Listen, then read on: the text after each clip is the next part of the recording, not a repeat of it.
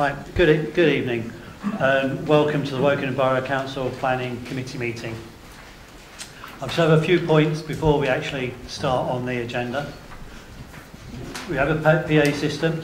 As you've noticed, mobile phones should be on, off or silent, and no fire drill is planned tonight. The proceedings are filmed and will be available on the Woking Borough website. You will see from the camera position that the committee members, council officers and registered speakers will normally be recorded, but speakers may ask not to be filmed, but their comments will be audio recorded. The planning committee is made up of 9 elected members, all of which are present tonight, and I'll now just ask them to introduce themselves, starting on my far right with Councillor Ross. Sorry, Chairman. Councillor Angus Ross, representing Woking Without Ward. Councillor Wayne Smith, representing Hurst. Councillor Rochelle Shepherd-Devey, representing Winnish. Councillor Malcolm Richards, representing Norwich Ward in Woking. Councillor Chris Bowring, representing Evandens Ward in Woking. Tim Holton, chair of the meeting, and from Hawkton in Lower Early. Bill Soane, representing Loddon in Woodley. John Jarvis, representing Twyford Ward. And I'm Carl Doran, representing Bulmish and Whitegate. Thank you very much, members. We are supported and advised by a variety of professional council officers. And I'll ask those people to introduce themselves, starting on my far right. I'm Callum Wernham, I'm the clerk to the committee. Good evening, my name is Sean O'Connor, I'm a solicitor and legal advisor to the panel. I'm Justin Turvey, lead officer for development management. And I'm Chris Easton, service manager for highways at Woking. Thank you very much. The planning officers presenting tonight's applications are sat on my far left, and I will introduce those at the relevant time. This is a quasi-judicial committee with formal set procedures and conduct. Firstly, the planning officer will present each application. Then I will call in turn only those who are pre-registered to speak. Please come forward to the table. The microphone is controlled by the grey button on the base. The time limit will be either of 3 or 6 minutes for each category, and I will explain that on the various applications. So please ensure you get your key points across within your allotted time. The members of the committee are interested in the quality of what you have to say, and I emphasise only those that are pre-registered to speak may do so.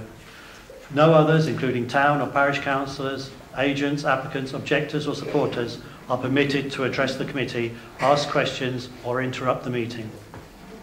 Following the planning officer's presentation and the comments of registered speakers, the planning committee members will consider, question and seek clarification for the application, and hopefully reach a decision which may or may not agree with the planning officer's recommendation. Now, I just want to add a little bit about the video and the sound, because it is slightly different tonight. The video and sound from this evening's meeting is being relayed to members of the public in the council chamber, as well as being recorded for uploading to YouTube. So, to help ensure that the sound is clear as we can make it, please could you note the following. Speak reasonably close to the conference microphone. About 2 hand widths away generally works well. Speak in the direction of the microphone and try not to turn away. Speak as clearly as you can and not too fast. This bit's probably more for the members, but sometimes it isn't possible to avoid coughing, but if you do, please try to muffle it if you're able to. And lastly, if you need to move items on the table, can you do it as quietly as possible? I think that's probably aimed at me with my, my drink can. Okay. Right, so onto the agenda full. I know we've got everyone here, so there's no apologies. The second item is the minutes of the previous meeting. Are there any amendments that we need to make on it, or does it represent what happened in the meeting? All happy with that? Show of hands then. Okay, so those minutes are fine. Does anyone need to declare an interest? I'll go to Wayne first. Item 58, Chair, is a house that I share with my wife, so I obviously have got an invested interest, so I'll be leaving the room when it comes up. Thank you.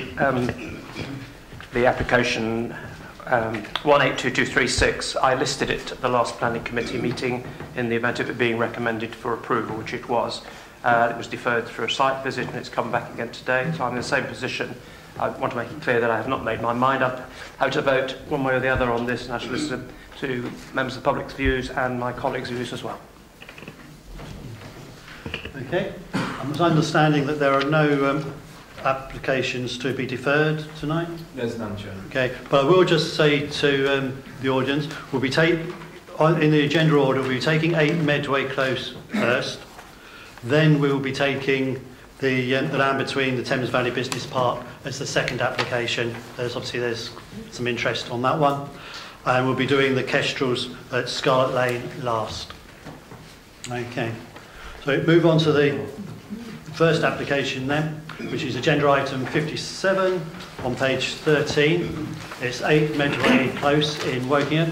It's a householder application for a single-storey front extension, first floor, front and side extension, conversion of a garage to provide habitable accommodation and internal alterations. Originally before the committee, as listed by Councillor Bowring, as you've heard, when on the agenda last month, it was deferred for a site visit, which we undertook on Friday.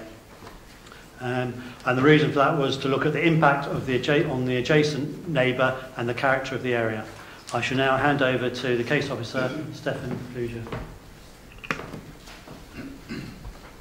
Thank you, Chair. So, like the Chairman has said, this application is 182236. The proposed development consists of front, side, and rear extensions to an existing detached dwelling at 8 Medway Close. The application was originally presented to the committee on the 14th of November. However, the committee resolved to make a site visit in order to assess the impacts of the development on the adjacent neighbour and the character of the area, and the site visit was made on Friday the 7th of December. The application has not been amended since the previous committee meeting. However, additional evidence has been submitted by the applicant, which I'll outline shortly. Just to remind the committee, I'll run quickly through the plans. So that's the site location plan, which shows the location of the property at the end of Medway Close. The block plan demonstrates the location of the front, side and rear extensions in relation to neighbouring properties. These are the existing elevations.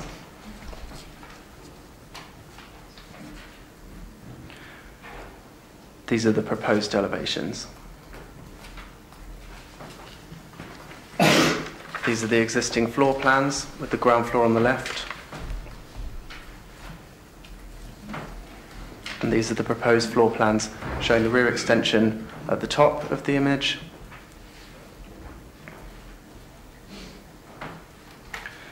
A number of objections were received from the neighbour regarding the character of the area and their amenity, and the proximity of the development to the boundary. These have been addressed in the original officer's report, and a site visit has now been made. It is not considered that the proposal would result in harm with regards to any of these aspects, and is supported by the additional information provided by the applicant. A letter from a chartered surveyor has been submitted, which agrees with the assessment made in the original officer's report that sufficient daylight distribution would be retained in the neighbouring habitable room in question should this application be approved, and the proposal would not result in harm contrary to BRE guidance.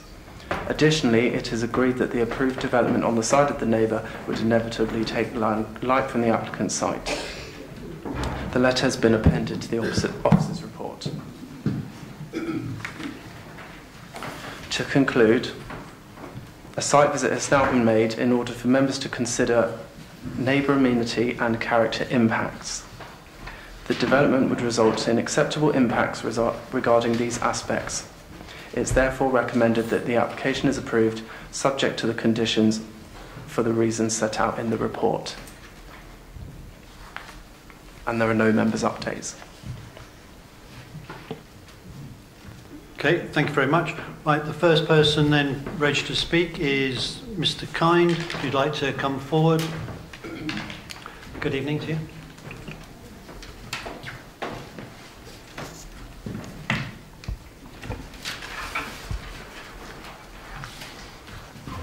Okay. Dear members of the committee, Firstly, many thanks for taking the time to visit the site, especially in the heavy rain. Since the last meeting, the applicants have submitted a desktop study by a surveyor regarding the loss of light. I understand that no site visit was carried out and no calculations or drawings produced to test the concerns demonstrated. The study rests its case upon Appendix F of the BRE report, which explicitly relies on the window in question taking more than its fair share of light. Had the surveyor visited the site, as you did, I think they would have seen that this is clearly not the case. Interestingly, Appendix F caveats that the guidance can lead to a higher level of obstruction and may result in the infringement of rights to light. These are not protected by planning, but Wokingham guidance does state dwellings must be designed to provide appropriate levels of daylight and sunlight to new and existing properties. Next slide, please. This is the proposed impact on daylight and sunlight. BRE states that if an angle greater than 25 degrees is obstructed, then a more detailed check is needed, as provided, illustrating that the applicant's house is currently at 60 degrees, increasing to 75 degrees with a proposal, removing 50% of the remaining aspect of sky. I note that the surveyor did not comment on this. One further point on daylight sunlight, the utility room at the front of our house was previously our kitchen, and as such I believe it should be considered a habitable room for the purpose of any assessment, given it has greater functionality and usage for the additional space. Returning to the borough's design guide, I note the following. Alterations and extensions should respond positively to their context, maintaining or enhancing the street scene and local character. Key considerations include consistent gaps. Any alteration or extension that is visible from the street should not unbalance the rhythm of the frontage. Next slide, please. This identifies the proposal with first floor gable extension to front and two-storey side extension.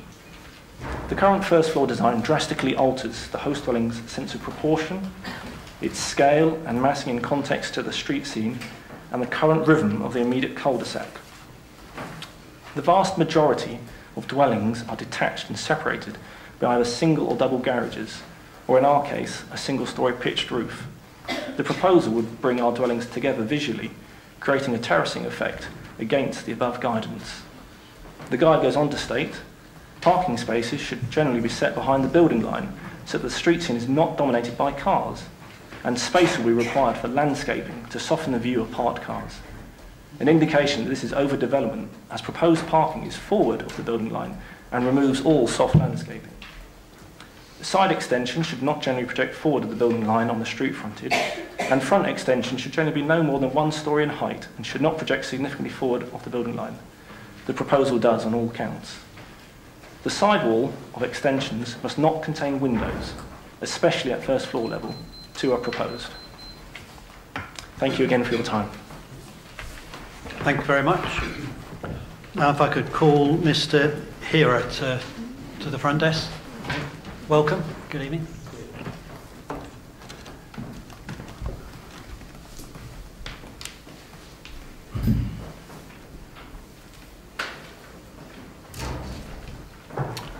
So thank you to the committee for giving me an opportunity to speak today. Appreciate my neighbour making further comments on the application. Last month I spoke to you about my residence and my family situation and how much I enjoy living in Wokingham, and how that is a key factor in my decision to try and develop my property, and that remains as it was then. I believe the report by the planning officer, Mr. Fludger, covers all of those comments that my neighbour has raised, as well as others that he has in his letter that has been submitted. And hopefully, together with the site visit, where you had an opportunity to look at all of the various points that were raised, as well as the access down the side of my neighbour's property, the window in question, and the light, in terms of what amendments we are making or proposing. Hopefully that will give us a satisfactory resolution today. I thought I would just add some of my own comments on some of the points that had been raised. My neighbour mentioned about hard standing and parking, and I've got some slides I was hoping I could put on the next one. We can see that that's number 4 Medway Close, which has no grass. That grass belongs to number 3, so it's not unusual for that to happen. The next slide shows number 5, Medway Close, also with no grass, pure hard standing.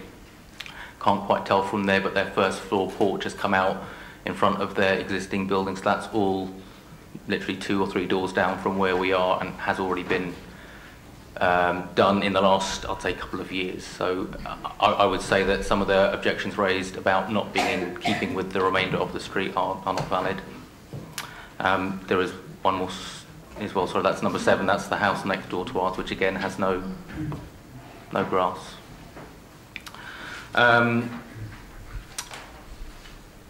The other point raised about privacy and amenity, looking at the size of the garden and the light from the window. On the next slide, I've got just a difficult to see. That's from my back window, from my back garden. I can see that the neighbour's property already extends way beyond the back of my property. So the question was raised about the size of the amenity and the size of the garden, but my garden is already much larger than my neighbour's, and by putting the rear extension on, it would still not, my garden would still be larger than what is already available in other properties in Medway Close, including my neighbour's. And you can also see from there that the conifers, bushes, trees, everything that are overhanging, which far overhang into my neighbour's garden, would impact on the light, I think, far more than the proposed extension. I would also say on the extension drawing that my neighbour provided, it's not 50% difference. Those calculations are wrong. Thank you very much. Thanks for your time. Thank you. Okay, before I go to members, I'd just like some clarification on 4 of the points that were raised there. Can you just talk me through about how the light survey was done? Because it was mentioned that it was suggested that somebody did not, a surveyor did not go on site to do the light survey. So if you could talk about that. The terracing effect, if we were to approve this extension, and although we have already seen about the car parking, other examples of people parking in front of their houses, if you could just comment on that, please, and then I shall open it up to members.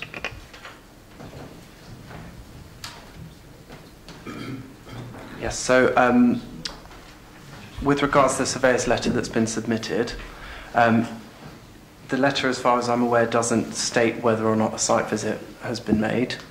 And it may well be a desktop study. However,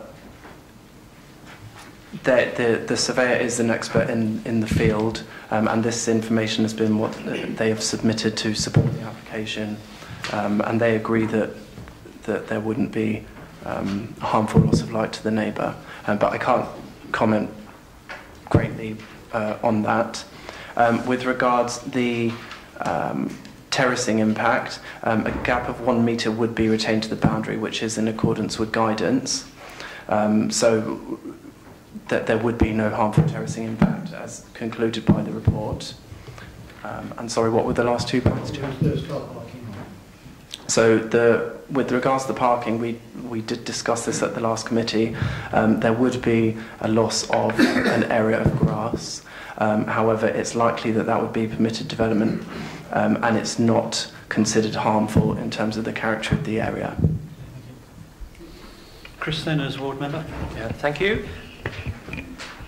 Yes, we went on the site visit. My main concern was the loss of light on number 9, and as the...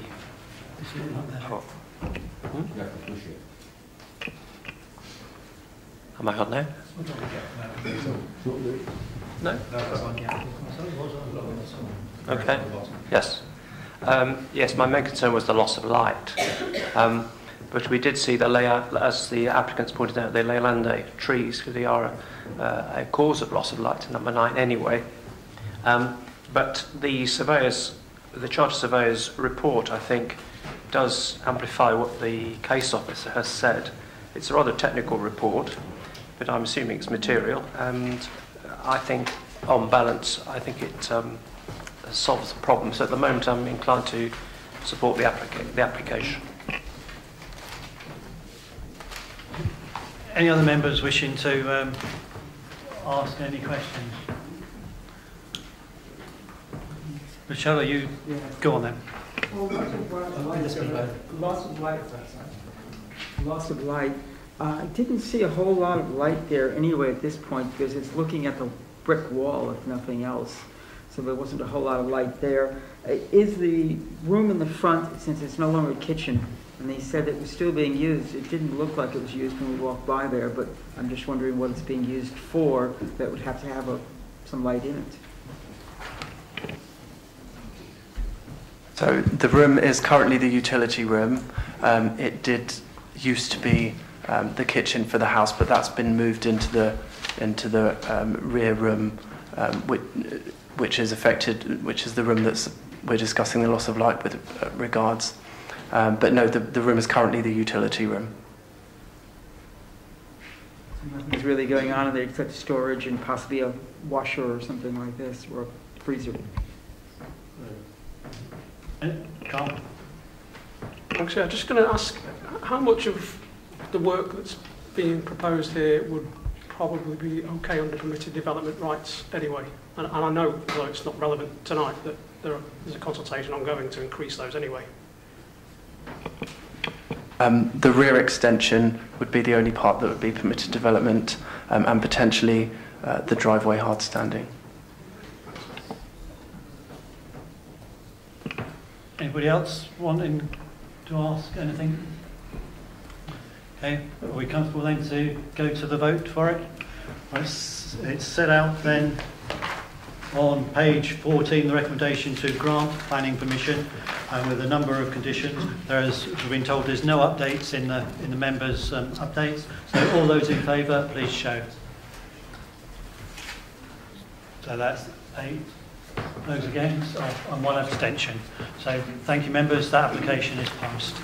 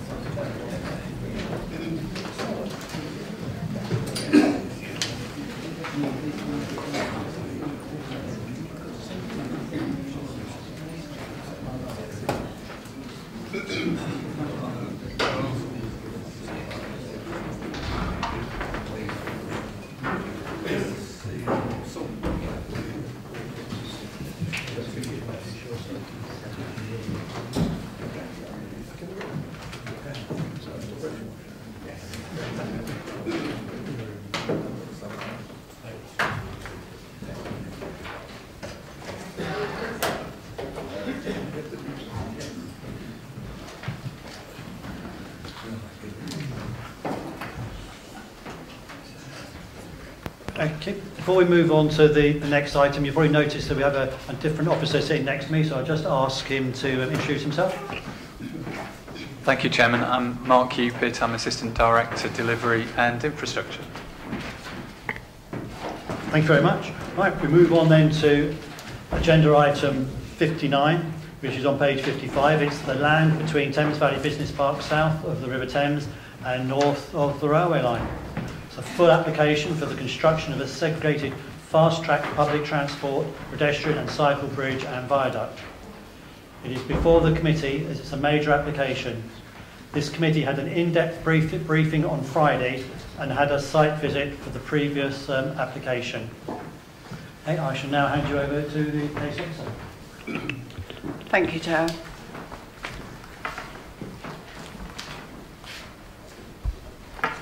The application is for a new piece of segregated fast-track public transport link from the Thames Valley Park and Ride to Napier Road, where buses would continue on to Reading Station and beyond. The link would enable existing services to continue, but would provide opportunities for new routes utilising the new bridge link. The proposal is a strategic and enabling piece of infrastructure supported by policy CP10 of the core strategy and the local transport plan. The core strategy provides for the growth of housing and economic opportunities within the borough. However, to support this, considerable infrastructure provision and a package of transport measures are required. These measures are set out in core strategy policy CP10, and the measures need to be considered as a coherent whole. The key routes have been safeguarded through planning policy, as shown on the planning proposals map here.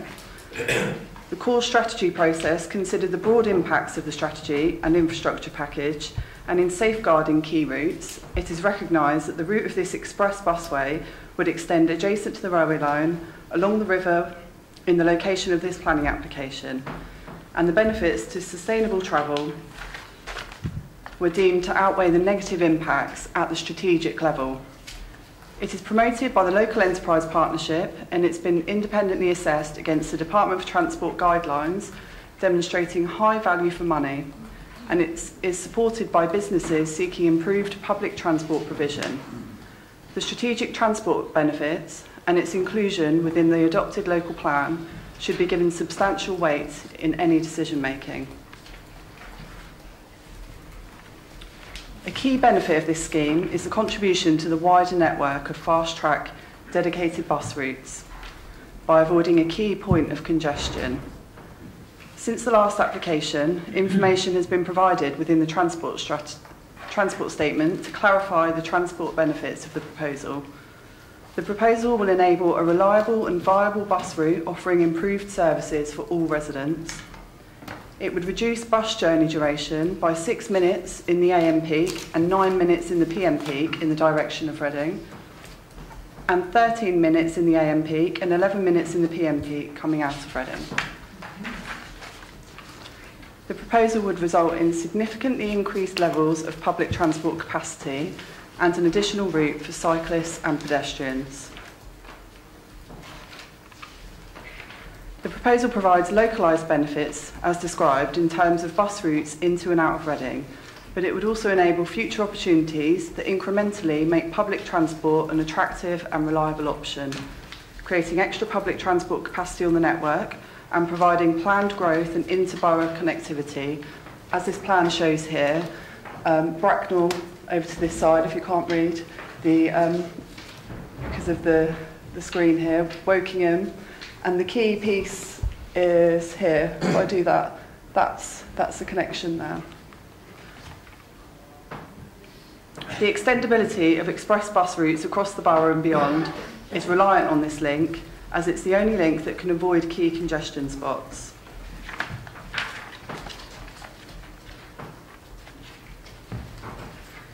Locally, the public transport using this route will be more reliable and faster. Many of the buses serving Wokingham are delayed by the identified key congestion points.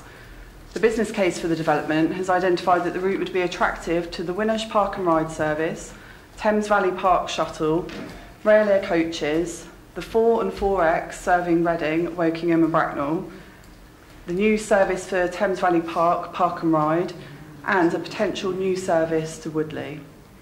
Borough-wide, the route would also provide opportunities for linking proposed new housing in the strategic development locations to fast and reliable services to Reading and beyond.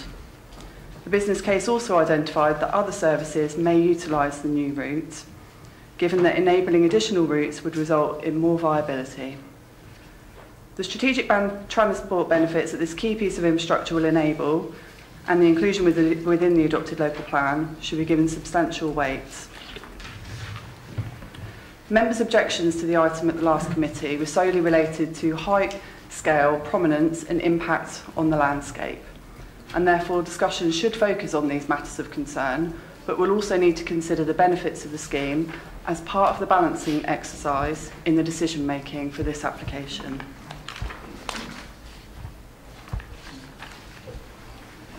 The design development of the scheme has sought to balance the intentions of Policy CP10 with the impact upon the public realm, and a number of revisions to the design of the bridge link have been considered. The design changes have been sensitive to the location and have included reducing the supporting columns from 2 to 1 to reduce the bulk and massing and creating additional space between the bridge link and the riverside. The deck has been narrowed by 1 metre where the scheme is closest to the riverbank, and other enhancements have been provided, including the provision of 3 mooring platforms with margin planting and public realm improvements, retention of a willow tree to the East Kennet mouth, low-level lighting, avoiding the need for lighting columns on the bridge, and relocation and restoration of the mosaic artwork. This current revised submission has followed and addressed concerns raised by members at the last committee. The applicant undertook a further public consultation exercise to inform options to address the visual appearance of the bridge. The chosen option is to screen the deck of the bridge with overhanging landscaping that would be within planters, and there's some examples on the right there showing what that could look like on the bridge. This could screen and soften the views of the majority of the deck. It has also been identified that a further tree can be retained. Clarified information was also provided within the transport and ecological submissions.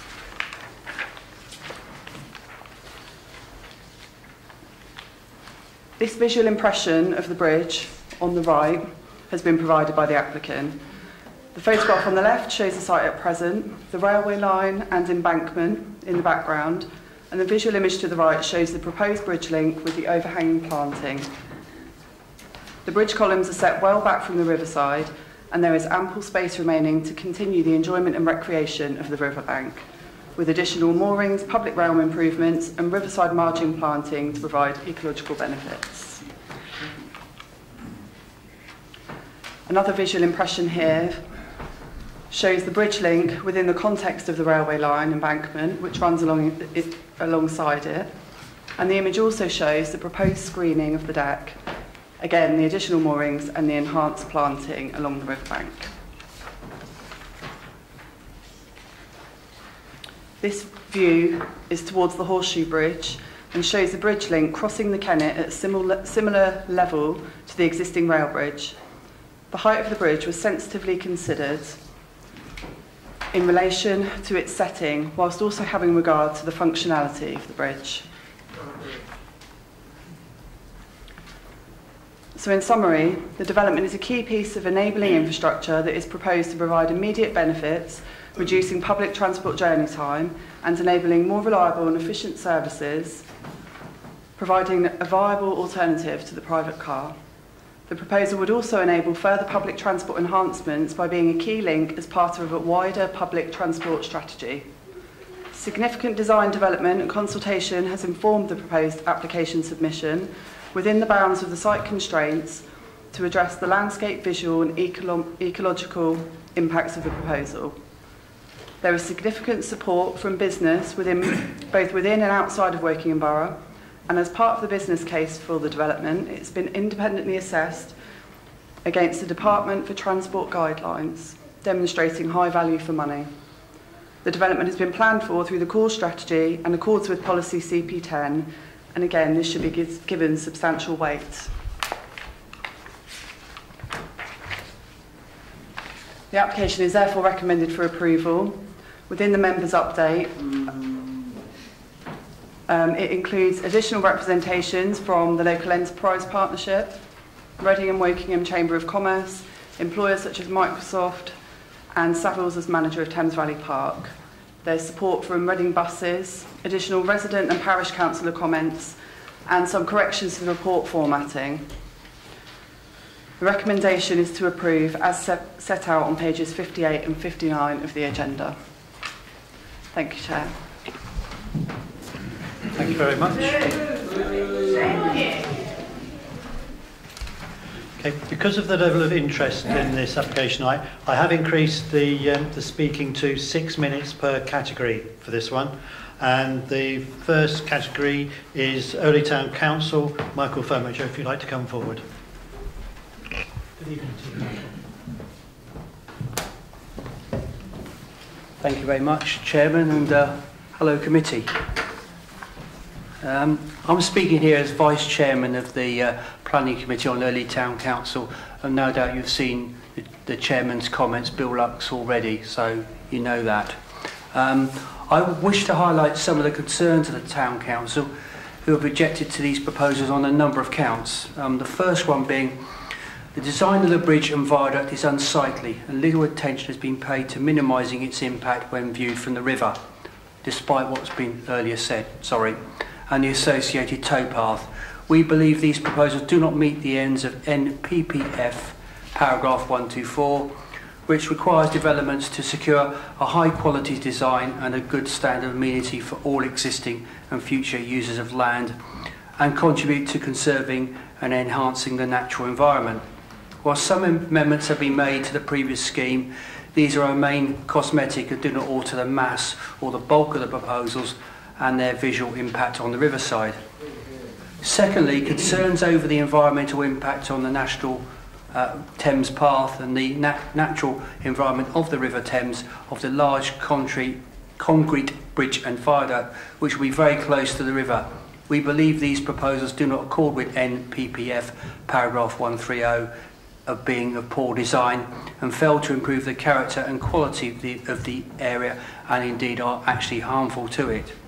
Thirdly, we're concerned about the landscape impact and loss of wildlife habitat, and we will draw your attention to NPPF paragraph 170 that states the planning system should contribute to and enhance the natural environment and local environment by protecting and enhancing valued landscapes, minimising impacts on biodiversity and providing net gains. We believe these proposals fail to achieve any of these aims. Fourthly, we believe that the viaduct on the Wokingham side of the River Kennet is too close to the river, with no space available for screening, and will be very prominent. NPPF paragraph 8A states that sustainable development should seek positive improvements in the quality of the built and natural environment, achieving net gains for nature. In addition, paragraph TB21 requires that proposed developments must demonstrate how they have addressed the character of the setting, in this case the River Thames corridor. We are of the view that these proposals do not demonstrate how they retain or indeed enhance the existing character and features that contribute to the landscape. Indeed, one of the amendments to the current application includes moving the route closer to the River Thames. In addition, the proposed bridge over the mouth of the River Kennet will adversely impact on the setting of the Grade 2 listed Horseshoe Bridge, which was mentioned previously, which is contrary to NPPF paragraph 194 and to policy TB24, which seeks to enhance the setting of designated heritage assets. Early Town Council considered that the proposals before you are little changed from the previous application numbered 172048 that this committee refused. We would therefore ask that you again refuse this application on the same grounds. The proposed MRT link, including building structure, due to its height and scale and its prominent and sensitive location, particularly its proximity to the River Thames and the River Kennet, will be harmful to the landscape character of the area, including its riparian appearance. This would be contrary to policy CP1, CP3, CP11 of the core strategy. We would ask you that you consider its impact on the setting of a Grade 2 listed structure and its failure to enhance the biodiversity of the area. I would just really add that this is no benefit to Early whatsoever, and will in addition increase the traffic and pollution of vehicles to the park and ride that have to board the bus. I may also just add, I'm doing a little bit of advertising for SAW, in particular the SAW advert in last week's Wokingham paper is particularly powerful, so I can hear some of them behind me. Thank you very much.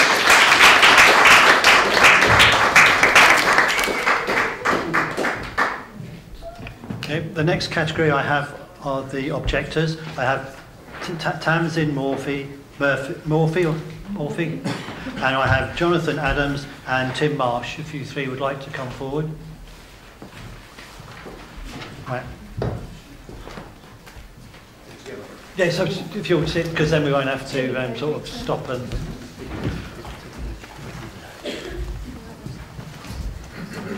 Right, it's my understanding that Tamsin, you're going to speak for 4 minutes, and then you two gentlemen are having a minute each. So the buzzer will go at 4 minutes, and then it'll obviously go at 1 minute, and then for another minute. Welcome. Sorry, can we just wait for the slide? Oh, yeah, we wait. Yeah. So the first one, brilliant, thank you. On the 25th of June, you rejected this scheme. What you have in front of you is the same scheme, bar 3 differences. First 2 are tweaks: ivy planters to hang over the road deck, and additional words to justify the benefits. Next slide. Now, the third big change. Well, conveniently, that is not called out in your summary.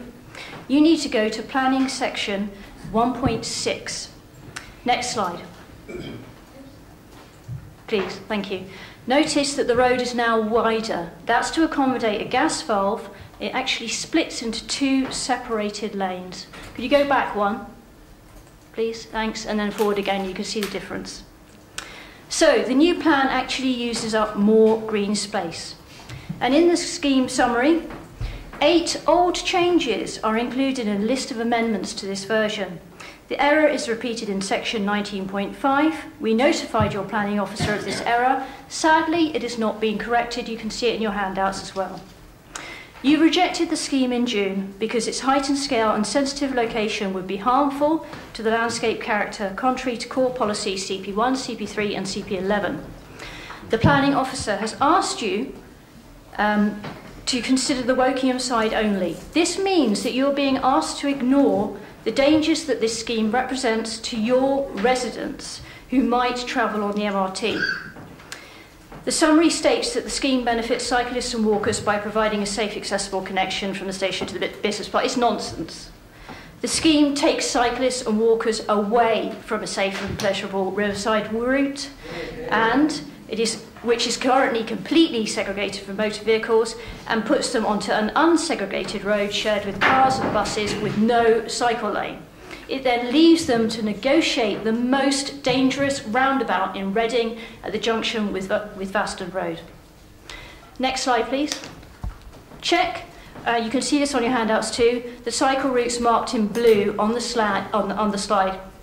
Cyclists are expected to dodge buses turning onto the MRT.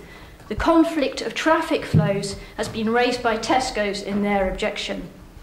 Let's assume that no cyclist goes near the scheme for fear of their own life.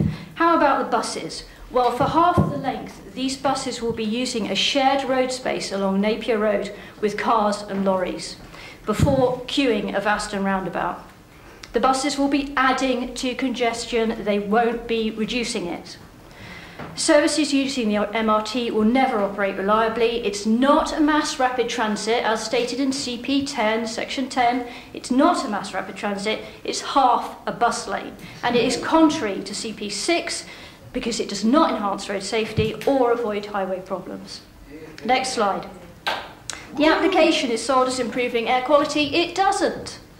In this version, the modelling has been updated, assuming all Reading's buses will be upgraded to conform to Euro 6.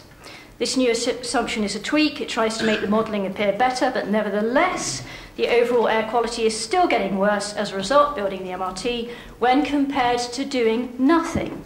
And by the way, there is nothing to stop any operator putting any bus on this route.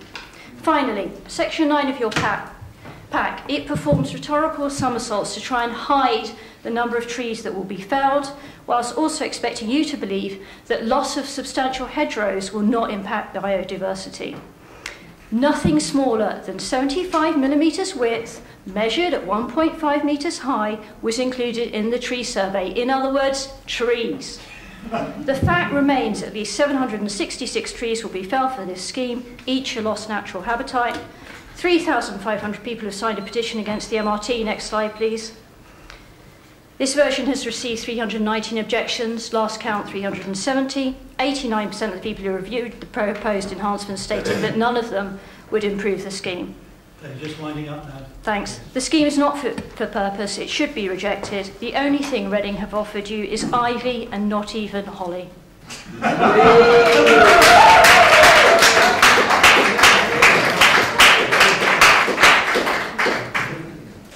Jonathan, your minute. I live in Grace Court, which is parallel to London Road, which is due to have an increase in traffic as a result of the scheme. So I don't understand why a scheme that is being proposed is going to increase the traffic on the London Road. I used to commute by bike along that road, and there was a lot of something I noticed when I was considering this proposal was that there's quite a lot of parents and children who walk down that road on the way to school, which I presume is Catesgrove School that they're using. So I find it difficult to understand why a scheme that is going to increase the traffic in London Road is going to increase the risk to those individuals who use it. And on top of that, I just want to quickly point out that Reading is a town with so little green space. The urban encroachment is getting more and more. Green space is vital to public health, and what we do have must be protected. Thank you. Right. And now we've got two more. 1 minute. Good evening. I represent ASA, the local Whitegates Residents Association. Whitegate stretches from the Thames to Woodley and acts as a gateway for many of those getting in and out of Reading from the east. For years we have seen traffic congestion increase as frustrated motorists tried to bypass the A4 route into Reading. We are, however, lucky to have the Thames Path as an alternative route, which is peaceful, serene and traffic-free and can be enjoyed 7 days a week. To approve this scheme would blight this unspoilt area and leave a permanent legacy for future generations without solving any of the congestion which is affecting Whitegates and the surrounding area. Your traffic report says it won't change the traffic congestion. The proposal before you is the same structure and the same location that was previously turned down by yourselves. Hanging ivy over the side does not change the overbearing impact of a tall and large structure erected so close to the Thames. ASA therefore respectfully request that this application is refused on the same grounds as before.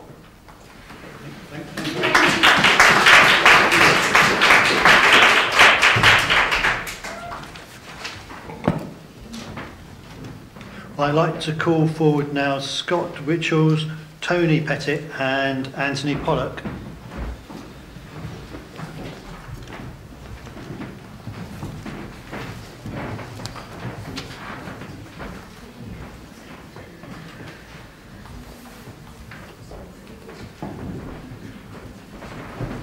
Right, gentlemen, before you start, it's my understanding that Scott, you're going to speak for 3 and a widgy bit minutes, and then a minute, is it for you, Tony? And then if there's anything left, Anthony's going to fill in.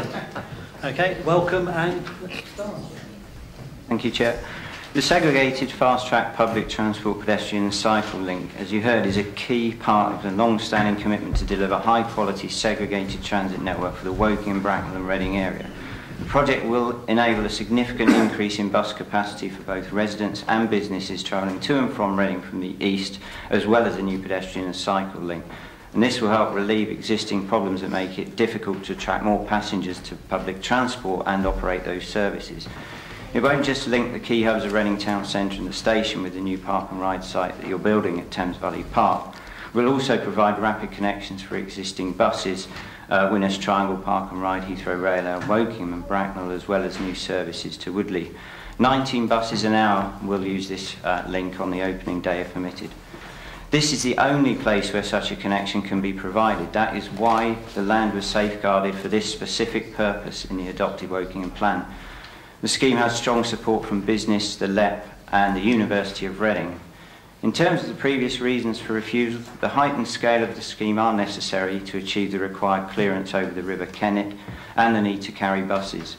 Its proximity to the Thames and sensitive setting are a reflection of the safeguarded route, which is inherent in the core strategy.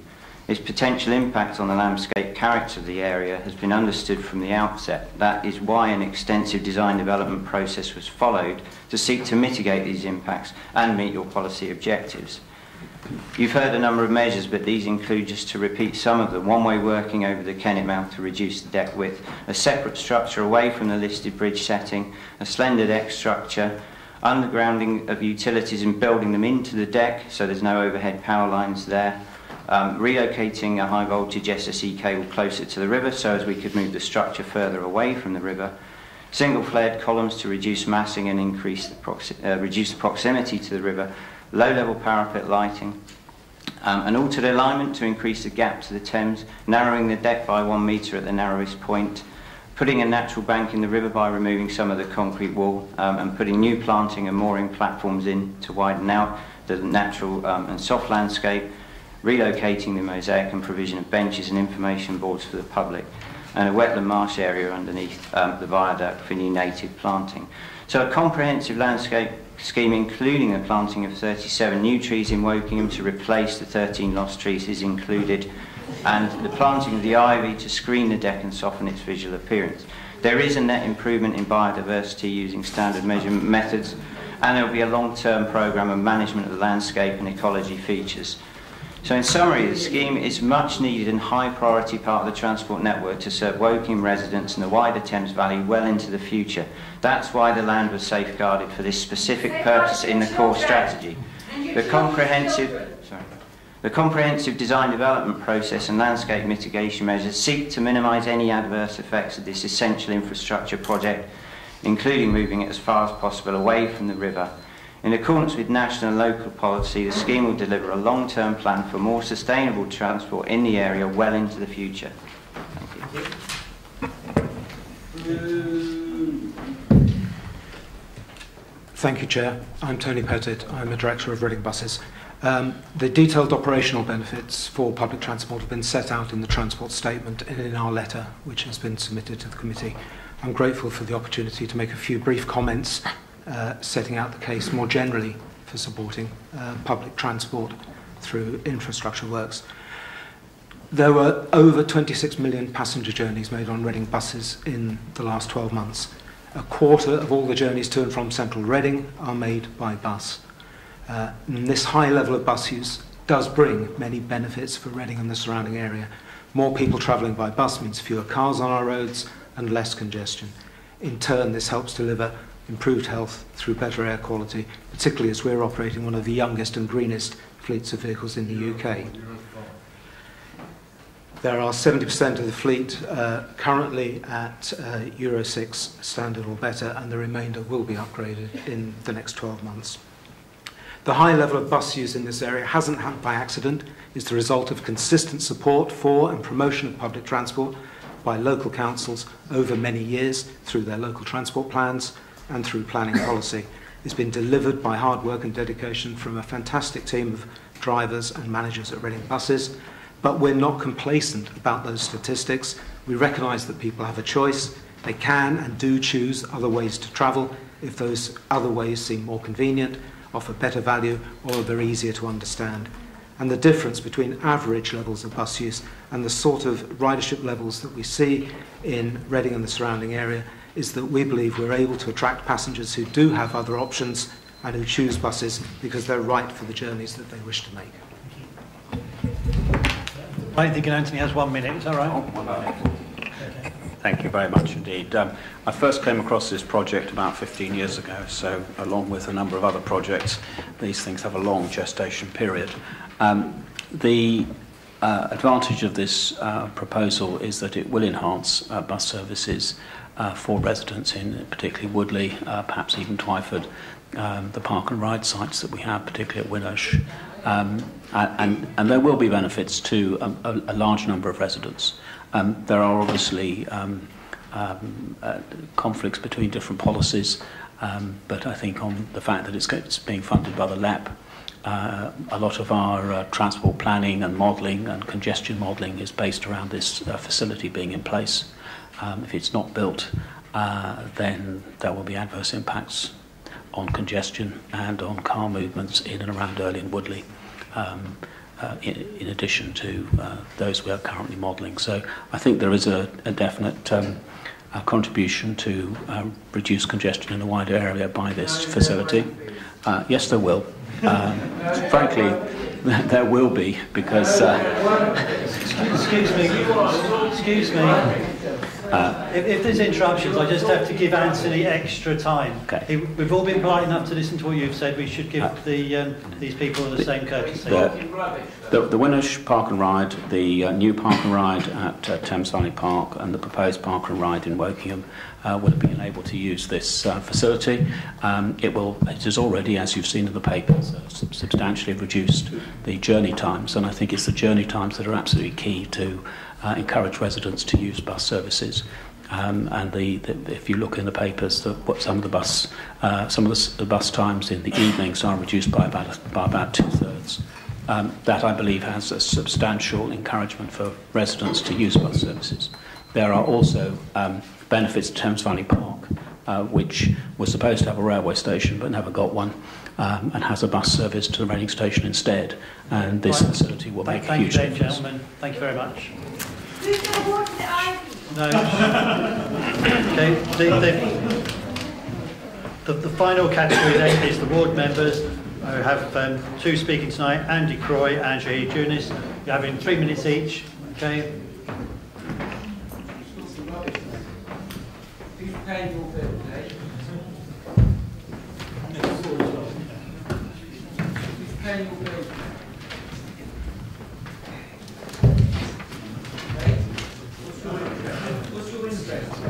So, if we have any heckling, we'll have to have a private meeting, and I'm sure you don't want that.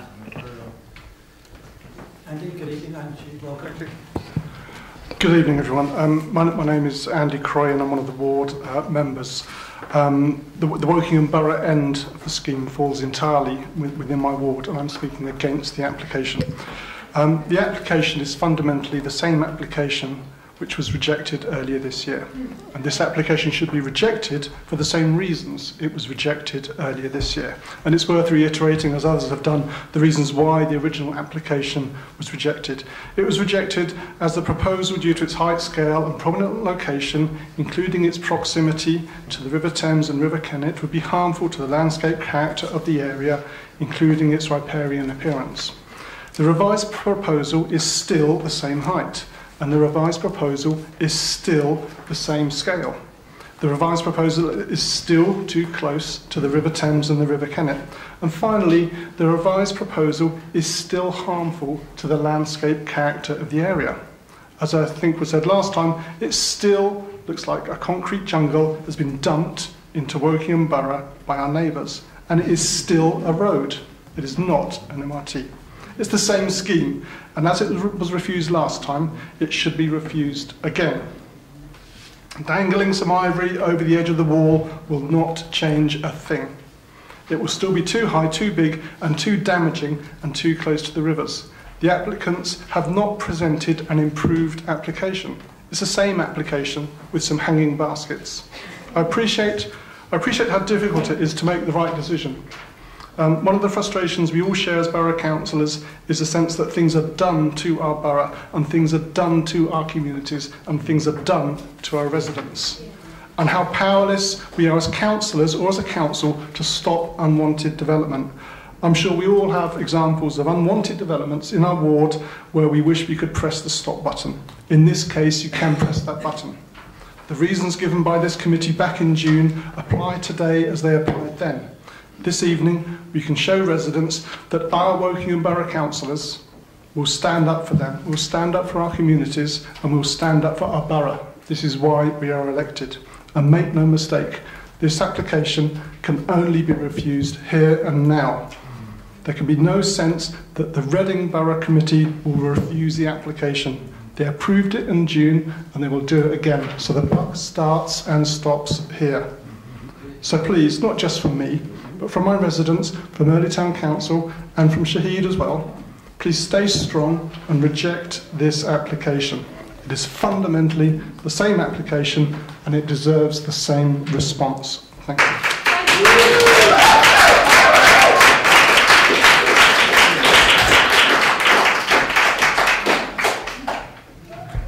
Hi, committee.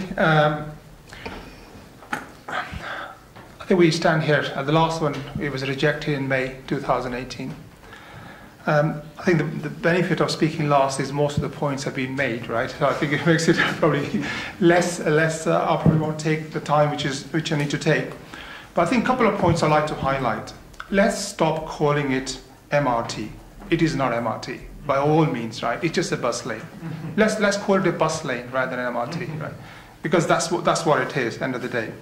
And again, I think a number of speakers have reminded to reflect on, in May 2018, why this scheme was rejected. It's important to do that. And just to highlight, its height and scale, its prominent and sensitive location, proximity to the river, harmful to the landscape and character, and obviously against the policies of CP1, CP3, and CP11. So these were the reasons why it was rejected last time. I can't see with any revised proposal which have come forward those particular issues being addressed to the significant effect. And look at the opposition as well. We got 7 or 10 support and 319 plus, I think 370, I heard the latest figure. That means there's an overwhelming majority who are actually rejecting this, especially because this is, like Andy, we share that ward. And it is going to impact us the more severely. I don't want to go through the main points which have already been highlighted, but obviously the more fundamental points I would like to highlight is the environmental issues.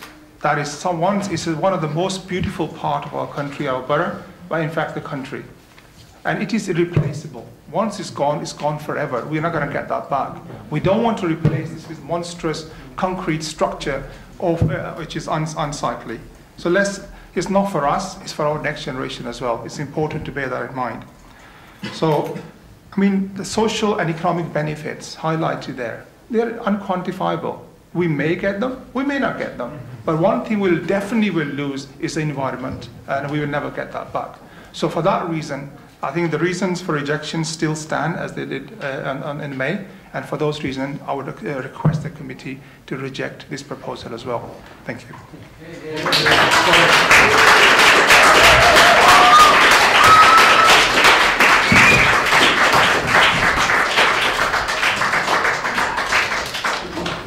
Right, before I open it up to the committee, I'm just going to ask for some responses to the questions I've already heard. But I would like to ask Scott Ritchell and Tony Pettit to sit at the front, please.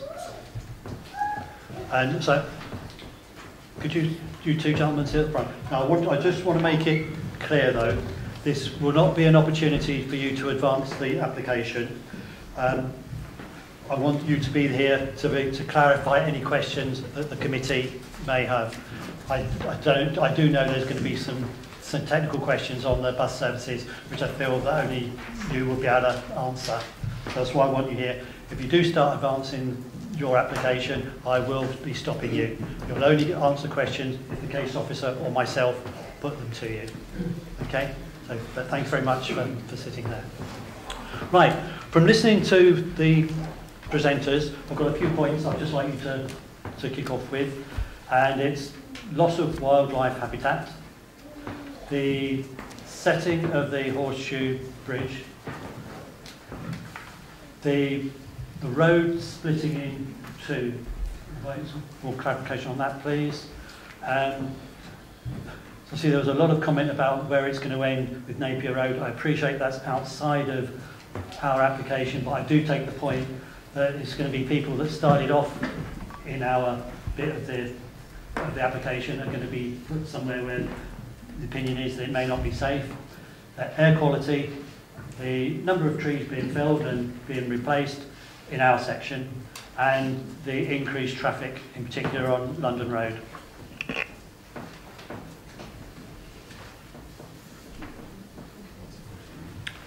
So the officer report sets out the consideration that our ecologist has given to the ecological information, and it's considered that the applicant has demonstrated there'd be some net gains in biodiversity.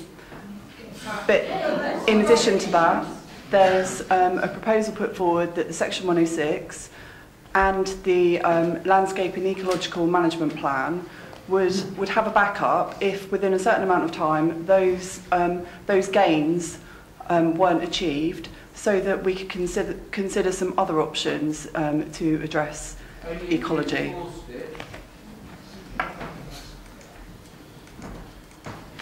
In terms of impact upon the Horseshoe Bridge and the setting of that, you'll note that there's no concern raised by English Heritage, and our conservation officer is satisfied that there wouldn't be unacceptable harm to the setting of the bridge.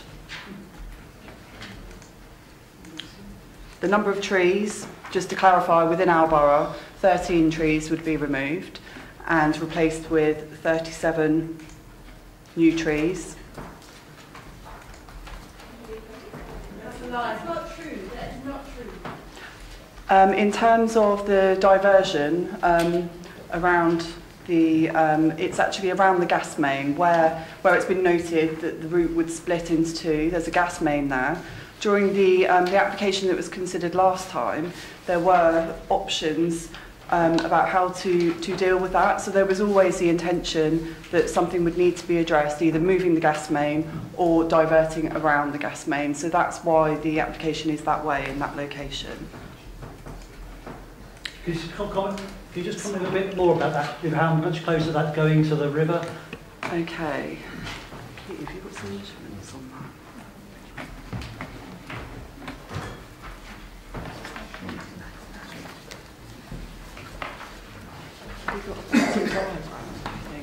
Just seeing if we've got a slide, Chair, that we could bring a diagram up.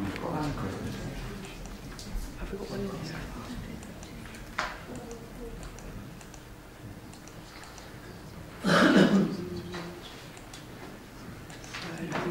What are you looking at? Do you want to sort of do some of the other comments about air quality?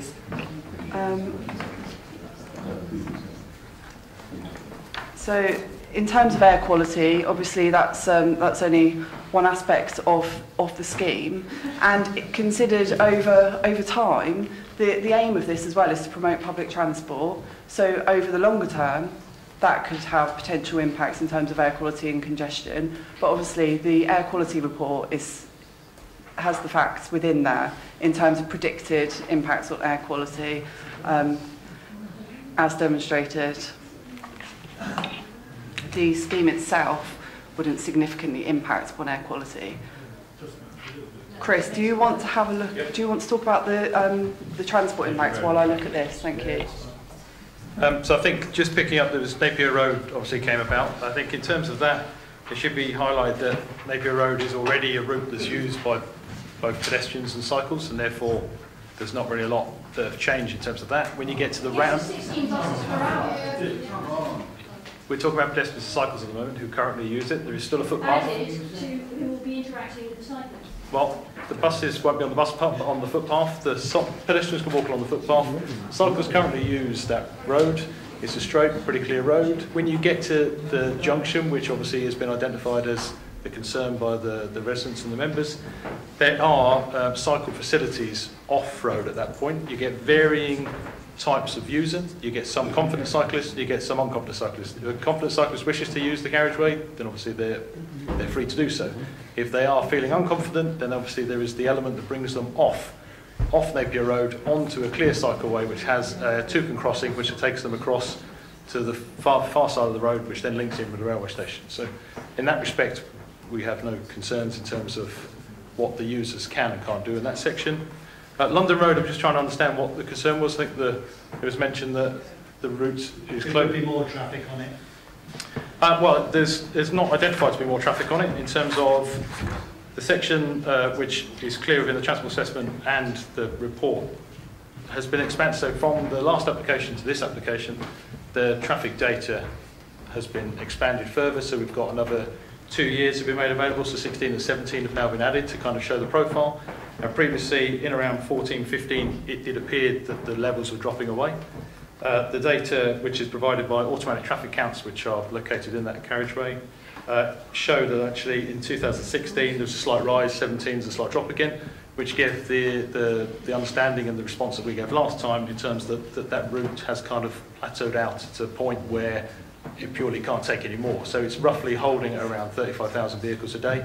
And that's part of the issue. It's at a point where if you leave buses on it, the buses are stuck with the cars and the journey times are obviously fixed at what they are. This route obviously provides the journey time ability to be increased by providing that fast, direct, reliable service through. Thank you. So I brought up the diagram here. So in separating out and going around the gas main, the bridge link has been brought 5.7 metres closer towards the river.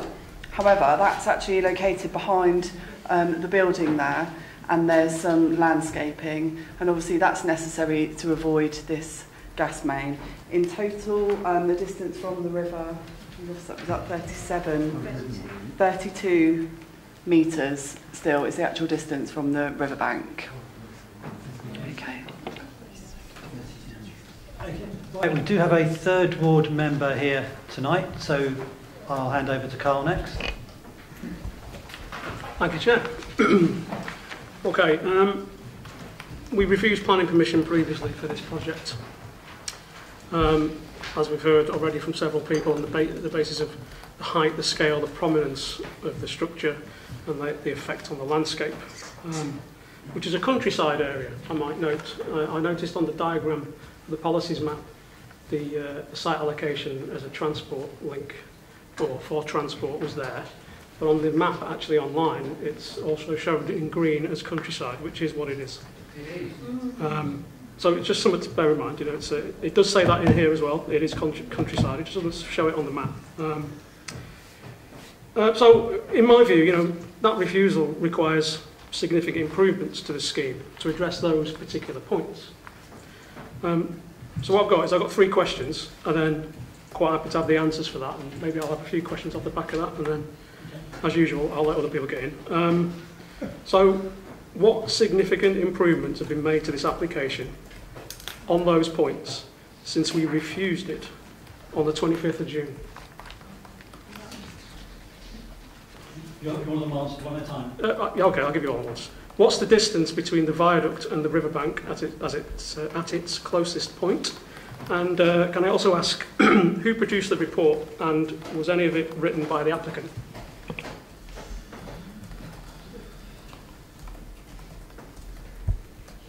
When you say who produced the report, are you talking about the officer report? Sorry. Yeah, who produced it, and if any of it was written by the applicant? The officer report here within the agenda was written by planning officers.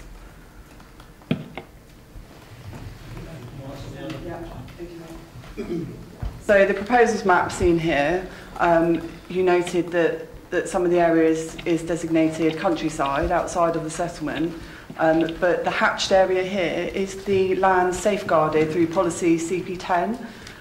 This is the land where the express bus route was proposed to go. Have you got the measurement? We're just getting the exact measurement from the shortest point here. So the closest point from the deck of the bridge structure to the edge of the riverbank is 5.7 metres.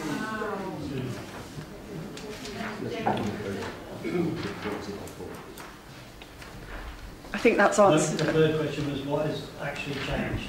Okay. I think I was here at the IP. Okay. In respect to those points, the height, the scale, prominence, and the landscape.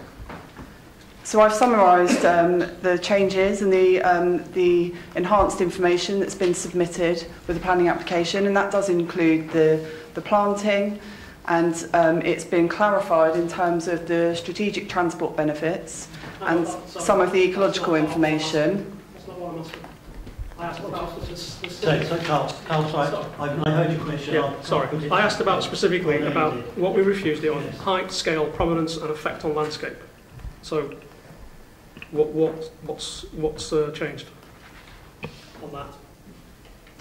Mark, did you want? Obviously, since the last committee, the applicant has gone away, taken on board the comments made by the planning committee when the application was refused. They've been through a process, done some consultation, and they've come back with additional landscape to the deck of the structure, and that's the substantive change. That isn't the full answer to the question, because the question kind of leads on to the, well, that's not really good enough. There is an issue about how you make a decision tonight, and the decision has to be made on the balance, as all planning applications do. So can we let I'm Mark afraid answer, I'm then still you can talking. come back.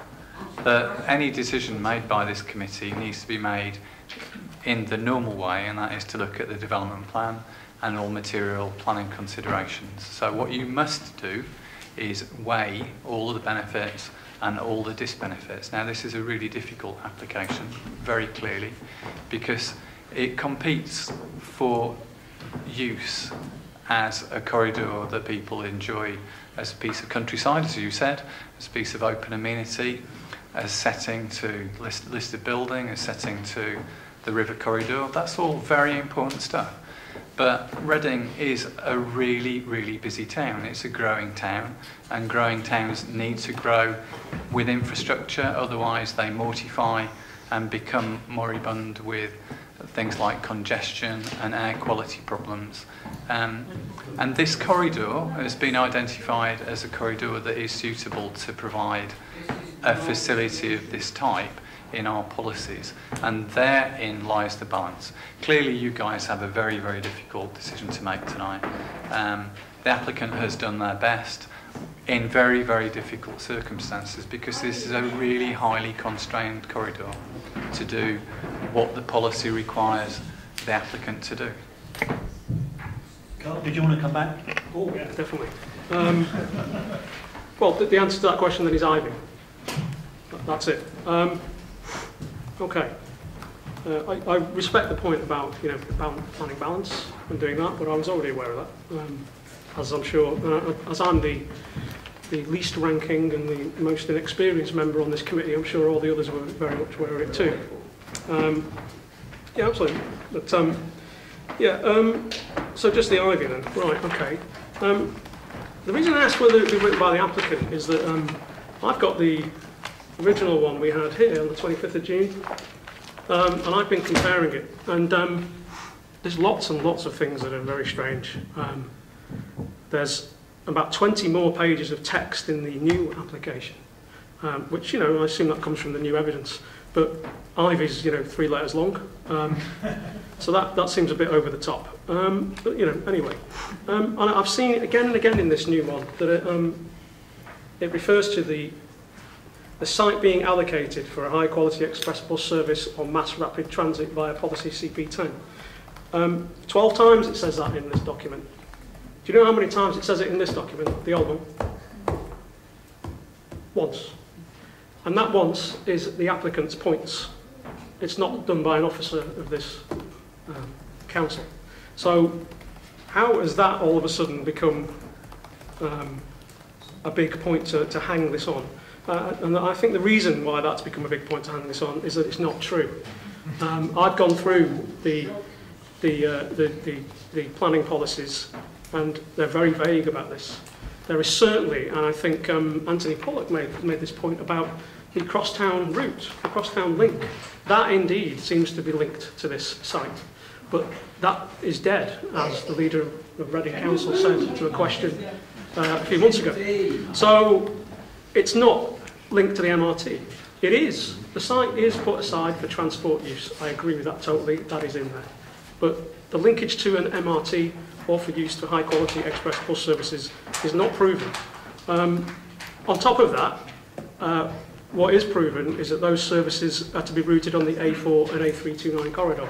And I don't think that means this. It doesn't say in the transport site allocations that it should be used for this.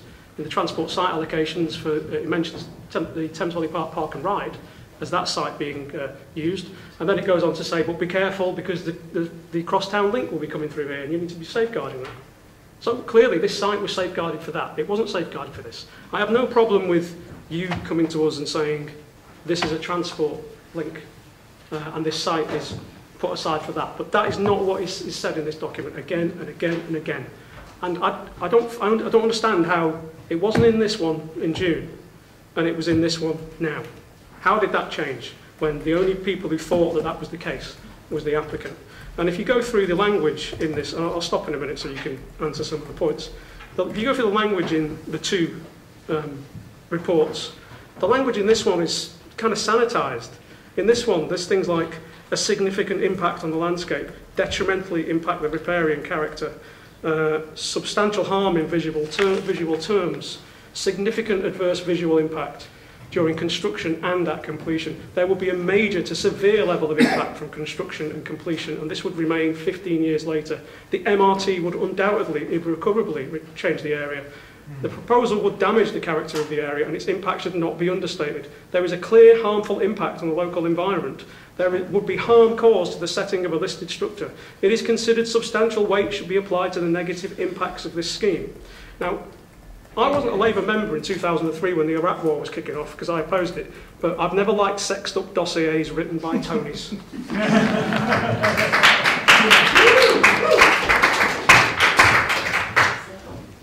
And I think you've answered my 3 questions. So yeah, I'm happy for someone else to speak. Okay, well, just want to ask Chris to just come back a bit on the transport strategy. In terms of the comments that are in there, I think broadly, you're right, it was obviously mentioned in, but you might recall as well the minutes from the last meeting. You and I had, I think, quite a long debate in that session about the use of and the terminology of MRT and a high-quality express route. So I think for that reason, obviously the applicants have taken that application away. They have changed the introduction to the application, changed it from MRT to mention the high-quality express bus route, but it still makes the reference to MRT. And then I think for that purpose, just to ensure, I think, cement obviously the point that it is a key factor to both local plans for both us and Reading, and obviously the point that it was a key discussion at the last, I think it was in there to kind of ensure let's not go over that point again, and it's clearly that's what it's there for. So I think there is a link back to that application, and I think it's fair for it to be in the report. Maybe it doesn't need to be there 12 times, but obviously it's in there and the report's been written, and I believe it's correct. Right, I've got Rochelle, then Wayne. I took a walk this afternoon along the route here just because I wanted to see. It's been 6 months since we've actually looked at it, and I have no idea why anybody in their right mind would want to walk on this bridge rather than walk along the river or cycle along the river versus cycling along the bridge next to buses, but that's another point. Will the rail air, Winnish Park and Ride, and Coppin Beach and any other park and ride actually stop at this place, stop at the new Thames Valley Park and Ride, so you can actually switch between that service and a local service to help the students who want to go to the Reading College there, to go to people who want to go to the hospital, rather than having to circle all the way around Reading to get back there. That was one question. I guess it goes to the Reading bus people. You also originally talked about a soggy area under the bridges, because you were afraid homeless people were going to camp there. I'm sorry, I think it would be a much better idea to find them some place to live rather than leaving them out. But the other problem is that the area under the bridges there is about 4 meters higher than the river at least. And the last time I checked, water runs downhill, not uphill. So you'd have to pipe it up and put it up there and then it would run down off of there. It's about 4 meters higher where the homeless are actually camped, because I walked by and looked at them to see exactly where they were along the way. It's closer to the Riverside Center than it is anything else. I just don't understand why you'd want to do that, but anyway. I'm just mystified about this bridge right now. I'm not quite sure why we're building it and what the purpose of it actually is. You've explained some reasons for it, but I'm not sure they're relevant to this bridge that's designed here. It's not that much different than the one we rejected in June. Other than, instead of 2 columns, you have 1. It's still in the same place. It hasn't been moved. Yeah. Would you like to come back on the bit underneath the bridge? Yes, so underneath the bridge, it's proposed that that's a marshy area to avoid antisocial behaviour, and there's a high water table in that area, and so that would contribute to it. Obviously, there'd be a landscape strategy, and that would be part of it to ensure that that area functions in the way that it's intended. What does that look like?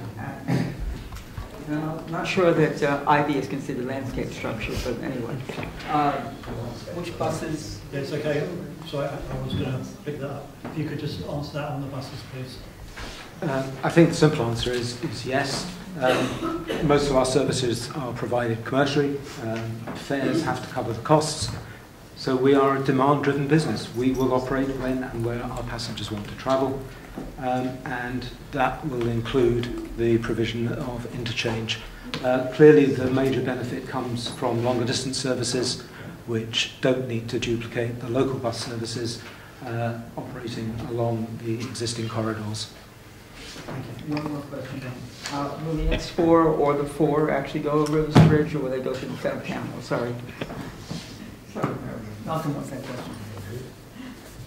Please. Sorry. I think there's a demand for both, and I think the local service 4 and the X4, as suggested by the Exonet, really ought to be a fast service. I would expect to see an enhanced frequency on both in order to deliver benefits to those travelling longer distances and those that do still wish to travel to closer destinations. Thank you. I've got Wayne, then Malcolm, then Angus. Thank you, Chair. I'm going to be selfish to Woking Borough Council residents first off, and then I'm going to come back to clarification of what's changed, because I do think this committee needs it spout out what's actually changed. Because like you, Carl, I'm struggling to see what has actually changed, but perhaps we'll get the answer in a moment. So let's go back to this bus service. We have a very good bus service at the moment that goes from Winnersh Park and Ride, and as Rachel says, it then goes down the London Road, it makes several stops, and I did jury service in the summer, and I spent 2 weeks on this fantastic bus, and most of the people either get off at Reading Tech College, or Alden Street, or Jackson's Corner, or the Oracle, or the Butt Centre. Very few go round to the station. So, when this new road is put in, if it gets permission, are we going to have 2 buses coming out of Winnersh Park and Ride, or are we going to have 1 bus that either stops at the new Park and Ride at TVP and then diverts over the MRT, or goes over the MRT, goes to Napier Road, and as I was told on Friday, there will be a loop service. So we then, those people that are coming from Winnersh now, that have a very good service, and it's very reliable, will then end up going to Napier Road, and then going on a loop service that takes them all the way back to where they almost first started. Because I can't, well, you look with dismay. Well, I'm also looking at dismay, because I can't understand the benefit of sending all those people across the MRT when they just need to go down the London Road. And I'm sorry, because I know you're mainly people from Reading, and I'm just disappointed that Reading never dealt with this when they put it through their planning application. But isn't that, so what is going to, and I am looking at him, Tim, what's going to change? Because you, as you said quite rightly, you could change this service at any point, and then that's at the detriment to all the people that use a great service now. So that's the first question. The second question is, please, can we just have it very clearly defined what is changed? If it's the ivy, it's ivy. If it's painted concrete, because you can't get green concrete, believe me, right? You can paint it, you can add colour to it, but not a structure like that. You can't put colour into. You can put colour into bricks, but you can't put it into concrete structures.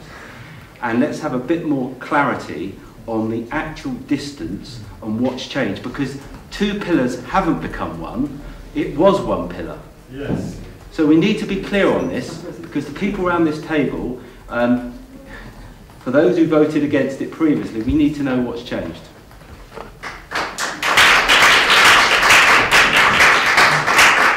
Tony, if you could respond on the bus, please. Yes, of course. Why change bus services? Well, I refer to my previous response. We're demand-driven. We will look at the evidence. We will look at where people are travelling, and we will make a commercial decision around which services should use the new link and which services should continue to serve the existing parts of the network. And I think you would not expect us to do it in any other way. We can't give a commitment at this stage that says this will not change in the future, because that would be entirely inappropriate. But what does change in the future is the level of punctuality and reliability that we are able to offer users of Park and Ride services and longer distance services. And as I pointed out, those are the ones that will see the major benefit from fast services that can use a direct link and avoid the congested parts of the network. Wayne, did that answer your question on the bus?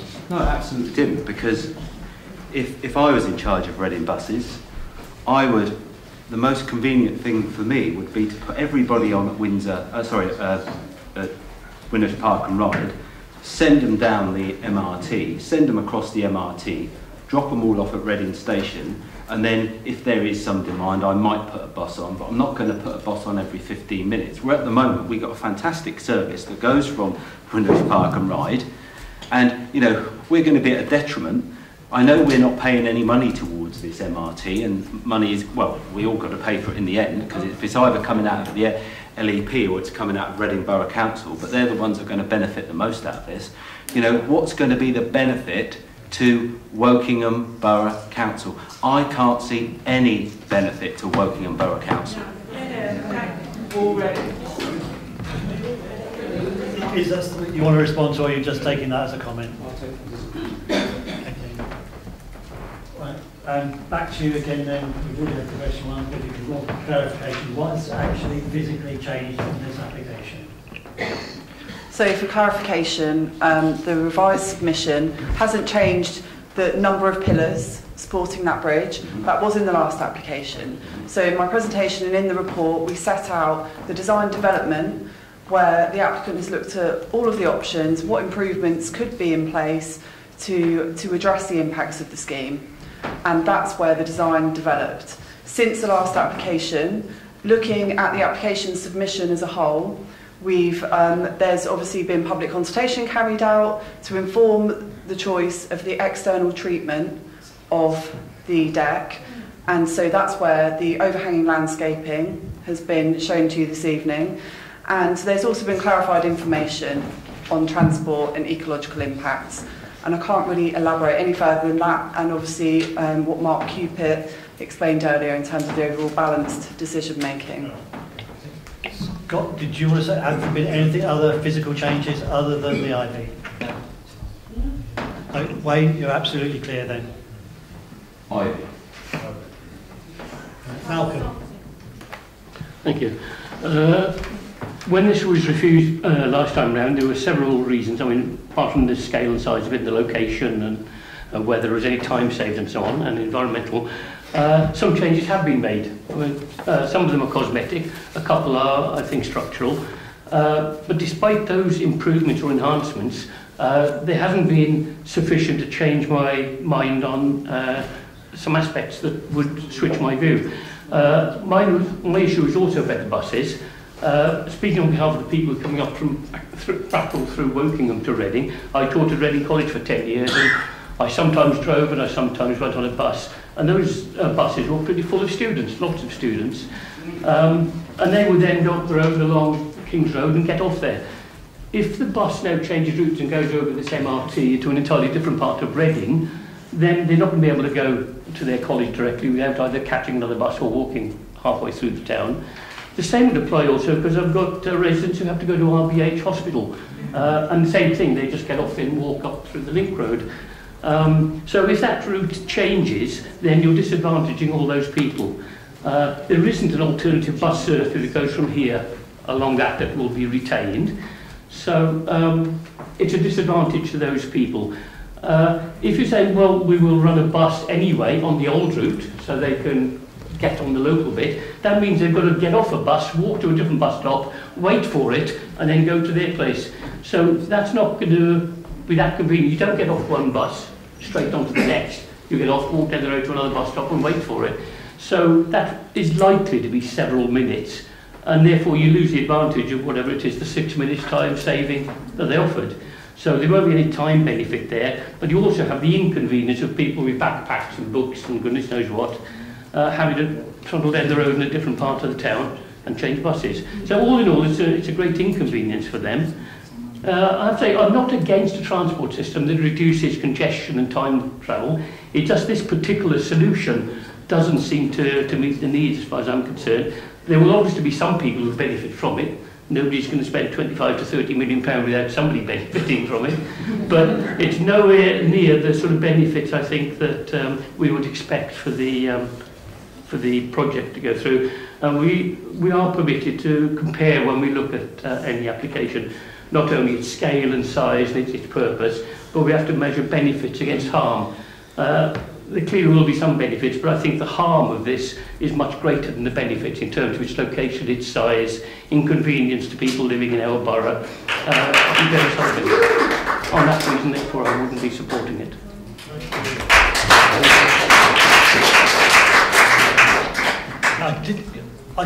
Malcolm, I didn't hear a question in there. It was you were just giving us your opinion. Yes.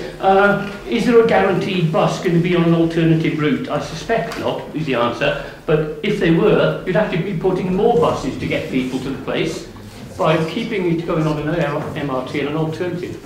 So it would increase the number of buses and therefore increase air pollution and time taken and everything else. Okay, it sounded like a comment. So if you turn your mic off, then that's great.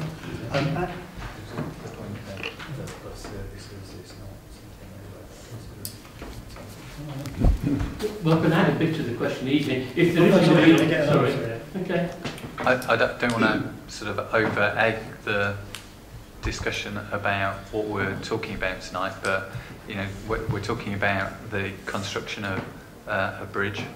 The bus service will run on it, but it isn't something that's really that material to your consideration tonight, because the reason you refused it was the visual appearance, and clearly widening out the scope of a reason for refusal to something that you did not raise last time is not something that would be advisable. Benefits and harm is something we can discuss. Well, I was just going to say I'm not totally in agreement with that, because yes, the members that voted against it were because of the impact, but you do have to weigh up against the benefit. So the bus service has to be one of the benefits that you're weighing up against the impact. Anyway, we'll move on to Angus. Thank you, Chairman. I also did another site visit yesterday. My benefit over Rochelle was it was in the sunshine. But just taking up Mark's point there, by not refusing on the point of principle of the scheme at the last committee in June, surely this is now accepted as a scheme and basically is not for discussion tonight. However, I am pleased that we've had more information and detailed information on the transport benefits for all of us. And it seems to me the one word that has been mentioned but is the watchword here is the reliability of journey times as the benefit, and that's the most important one, to attract new users of the buses wherever they go. So I believe we must concentrate on the elements of the scheme which fall in our borough and what was said in the previous committee's views. We're not responsible for the environmental elements that fall in the Reading Borough area, i.e. past the Kennet Bridge. We're all responsible for the environment. There's no two ways about it. All of us. We here are responsible for what goes on in Wokingham Borough, and that is our responsibility. I passed the Kennet Bridge is in Reading.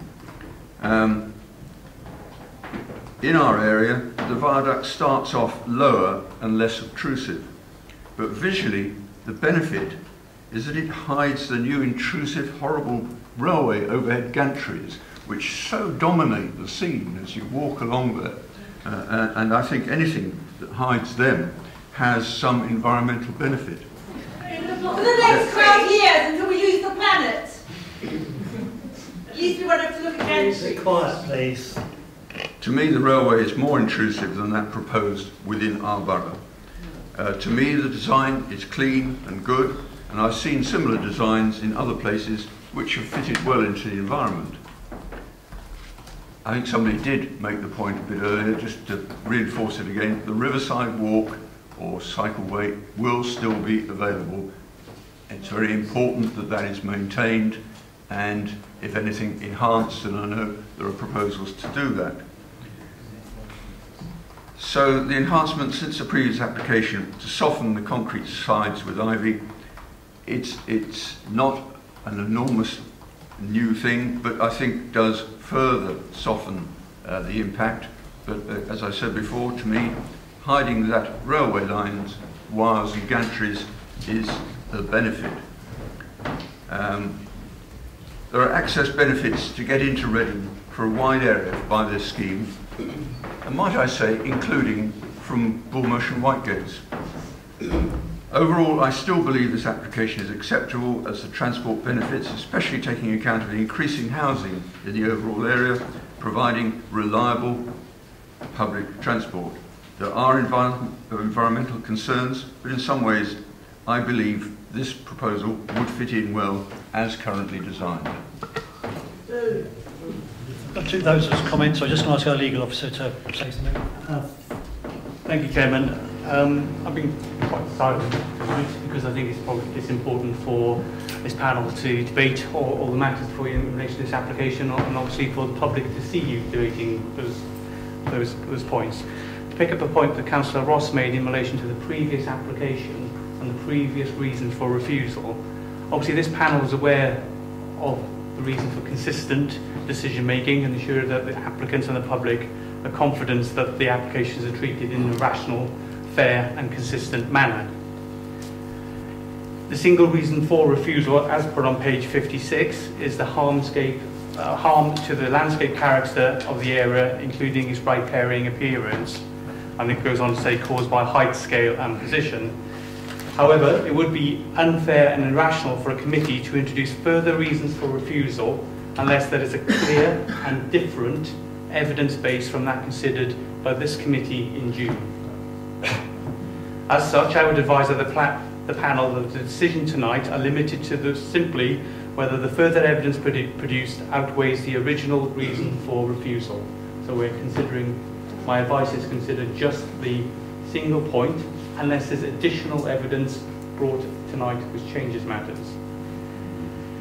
As mentioned by the planning officer, this is again an exercise in planning balance when you're asked to weigh up the strategic infrastructure benefits against the harm caused by the character of the area identified in your original reason for refusal. Thank you. Right, I have Chris, then Carl and then Michelle.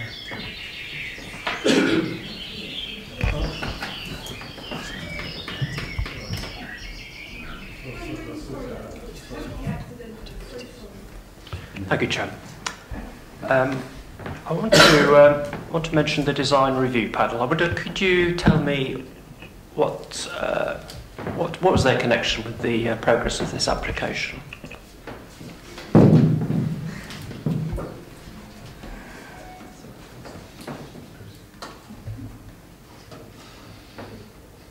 Sorry, could you repeat that? Can you tell me what the design review panel were used for in progressing this application? They were used to inform the design of the scheme. There were some design principles they're set out in the report that were used to consider the siting and the type of the bridge link in terms of obviously there's various different engineering solutions for bridges, and so the points within the planning application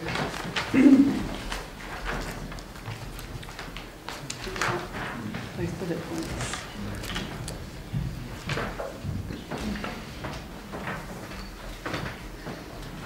So the design principles were to provide a simple but elegant bridge structure that's well proportioned, neat and pleasing, complements the form, styles and materials of the adjoining Kennet bridges, something that would recede into the established landscape setting, and a structure that complements the adjoining riverside setting and open spaces. So they're the broad design principles that were followed, obviously taking into account the site constraints as well.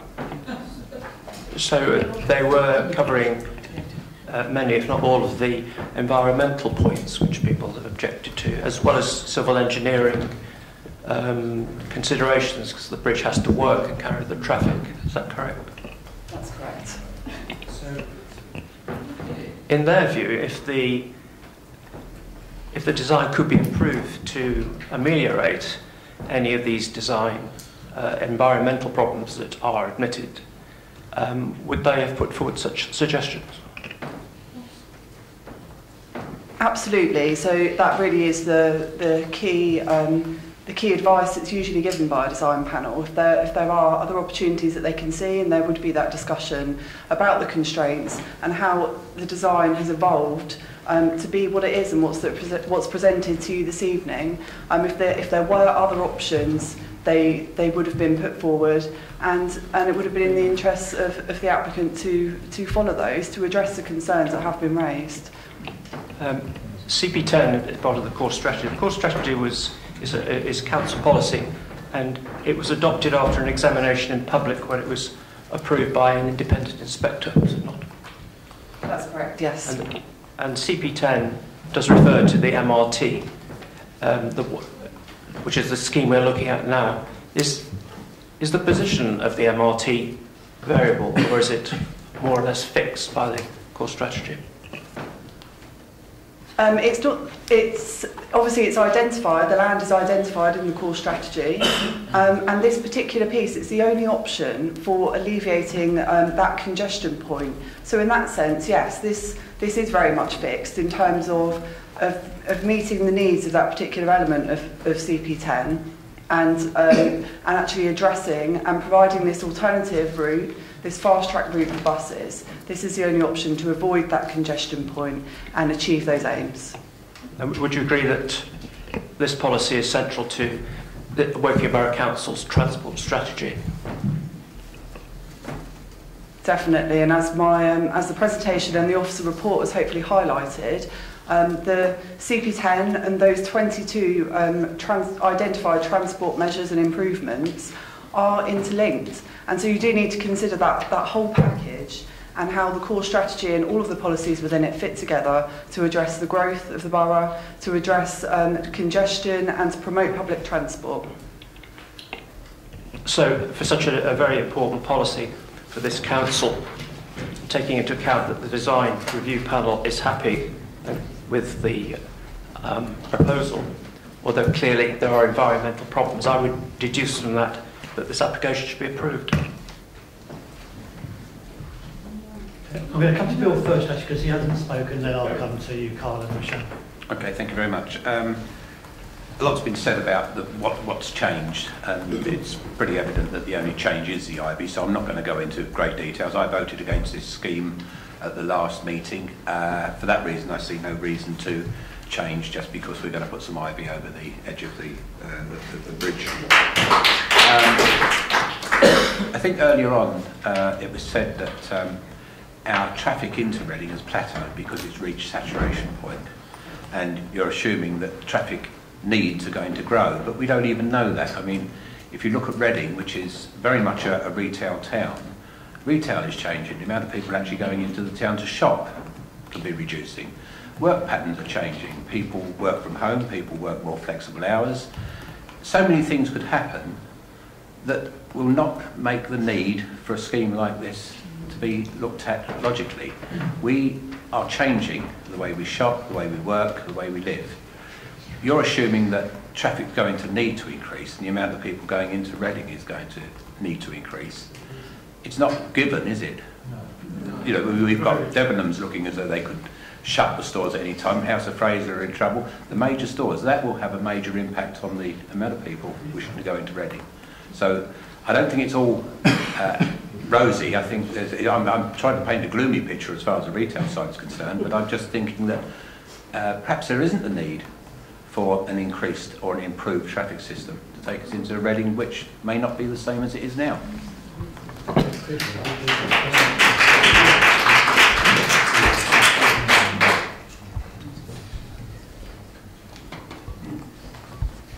Yeah, I think obviously just picking up on the point you've made, and just I think going back to the point I made earlier. So obviously the London Road, the levels as we mentioned, they've kind of reached the saturation point.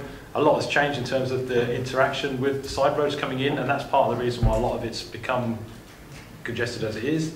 We've noticed actually the A33 corridor running into Reading, obviously on the east side, west side, sorry, that has actually also received, it's an increase in volume. So there's an element of where the routes are, you're finding a redistribution of traffic on the network, people are finding alternative routes. But I think we need to bring it back to the kind of the key aspect of what's happening. And the fact that through all of the questionnaires that have gone out to residents that we've obviously undertaken, that Reading undertaken, and for all the topic groups that I think some of the members are involved in, is that congestion is a key part of every, I think, complaint that we get into the borough. You know, we're asked to try and improve public transport. You know, the station obviously has been enhanced in Woking recently, and obviously the increase there has been quite significant. We're finding that oddly, across the country, there's a kind of a decline in bus use, but across Berkshire there's actually an unusual increase in people using it. And I think, you know, the fact that increase in traffic and congestion is going to continue. We live in the southeast. There is housing growth. It's an affluent area that is where developers wish to build, and we're obviously required to deliver those houses. So employment is another thing. I mean, you've seen through the consultation and the application that there's some big, you know, Thames Valley Business Park, Microsoft, you know, there's some big hitters in terms of identifying, and they see the benefits in getting their, you know, the business users in and out of those business parks in a more timely, improved mode of transport. You're not trying to get them into Reading. You're actually moving them out of Reading Centre. You look at Green Park, that's away from the centre of Reading. So are we building this MRT in the wrong place? It's all part of the bigger. So you are right, there is some coming out, but at the same time you've got a lot going in. There's a lot of people travelling from our borough, the new residents moving in, driving in on that A4. And the point at the moment, I think, it's very unreliable. You can add your journey time, you know, it could add 30 minutes. The weird thing is, a lot of our borough is congested in peak hours. The A4 pretty much is congested pretty much any time of day that you go down there. And it's a unique piece of road that seems to be affected in that way. And this corridor, the MRT, high bus quality route, whichever we decide to call it, semantics at the end of the day, is providing that reliable journey time, which obviously Reading buses indicate and other bus operators have indicated. That if a bus obviously is travelling along, you can obviously stick them onto that route. There are existing ones that can stay on the existing route, but as you mentioned, the X and the X4 as an example, you can make them more commercially viable by having a rapid route running down in the peak hours, which makes it more of an enticement to a user to get onto that service and use it in the peak hour to commute, rather than obviously you know, sit in the traffic and be late for work or leave early and add to peak spreading, which is something that obviously we're starting to see across the borough as well. John? Yeah, I'm very concerned that, or disappointed that the applicant failed to take the initiative from our previous refusal. We complained about the height, scale and the prominent and sensitive location, yet we've still got the same design, we've still got the same look, the same mass. All we've got is a little bit of ivy to cover the shape or the colour of it. I don't see that this makes any difference. They could have gone for an innovative bridge design, which would have been far better in this location. A suspension bridge or something like that would have changed the look of it and would have made it a lot less mass at the bridge deck level. I really don't think that the applicant's shown any changes to their original application.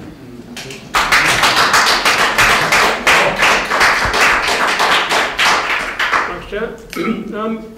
Just a couple more points I wanted to make, really. Wayne mentioned funding. I know that's not a planning issue at all, but I just wanted to say that it's going to cost, I think the LEP's paying about £19 million. It's going to cost £24 million, apparently that's on 2016 values, so it's likely to be higher.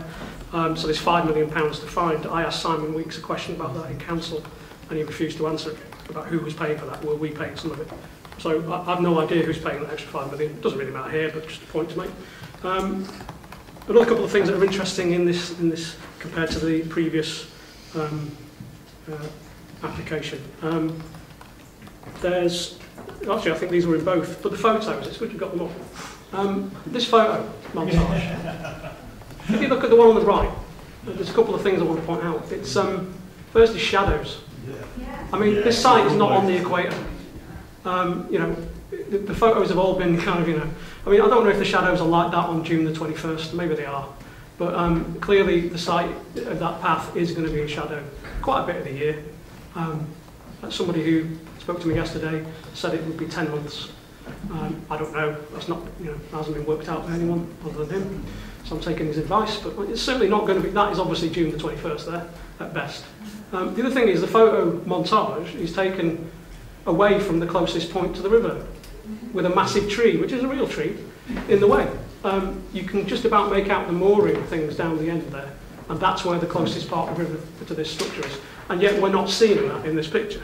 And in fact, the other picture from the other direction does exactly the same. It plonks, this time it's trees that are on the application to be put in afterwards. They're computer generated in front of it. So you can't see there the point where, so you know, I just find that a little bit disingenuous, you know, that you wouldn't provide the applicant. I mean, these are come from the applicant, I know. So the applicant obviously wants to win this. So that's understandable, but you know, we need to be doing better than that in terms of the evidence gathering that we're getting. The other thing is, there's a couple of paragraphs in here on page 1, starting on page 104, 421 and 424, that are all about cyclists and walkers. Oh, London Road, going down there, the accidents, the traffic. You know, if I'm a cycler or a walker and I'm stood at the Thames Valley Park roundabout, I am not going to take London Road. You know, what idiot would do that? And yet there's 2 whole paragraphs here explaining why this MRT is better because of people taking the London Road. They're not going that way. They're going down the towpath to have a nice quiet ride or walk. It's just, you know, why are they there? I've written why across mine. Why? There's no point in them being there. They provide no benefit whatsoever. I guess I can kind of wrap up a bit. I'm the only Labour member on this committee, and I have to say I'm embarrassed. Sorry, I'm just pointing out that I am, and it's obviously a Labour council that's decided to do this. So I'm having to go. I'm embarrassed that it's been brought back with so little changed. I think that's disrespectful.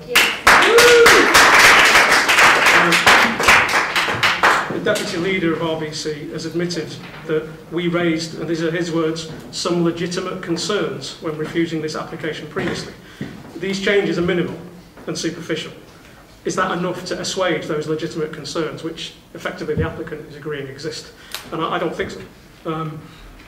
Again, we can't take comments into account unless they about material planning issues, but the scale of the objections to this application are remarkable. And it's not just the scale, it's where they've come from. I mean, most are from Reading and Newtown area, undoubtedly, but every ward, I've been through the comments, all of them. Not the latest ones, but nearly all of them, about 250, 300. And every ward in Earley is represented, including Houghton, Chair. All parts of Woodley, every ward in Woodley, other parts of Woking and Borough that you wouldn't think be related to this, like Finchampstead and so on. There's comments from towns further afield, from people who commute, who get off the train in Reading and walk to TVP, and they don't want this, and that's what it's there for.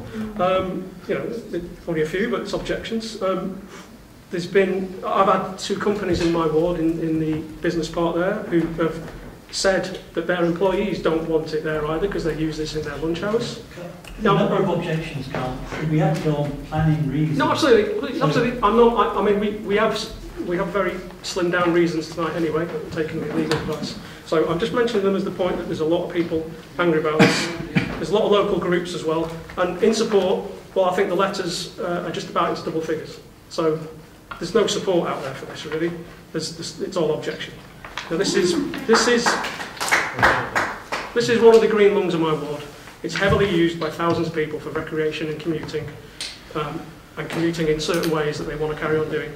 And this concrete viaduct and bridge is going to be dumped on top of them. The harm this will do to this area is clear. The assumed benefits are either doubtful, minor, not proven. This is a minimally modified application, and I can't see how it addresses the fundamental reasons for our original refusal. We must not let RBC make us look like idiots. We may have not made reasonable changes to assuage our concerns. I intend to vote against the application, and I'm happy to propose a motion to refuse, Chair, when you're ready to proceed.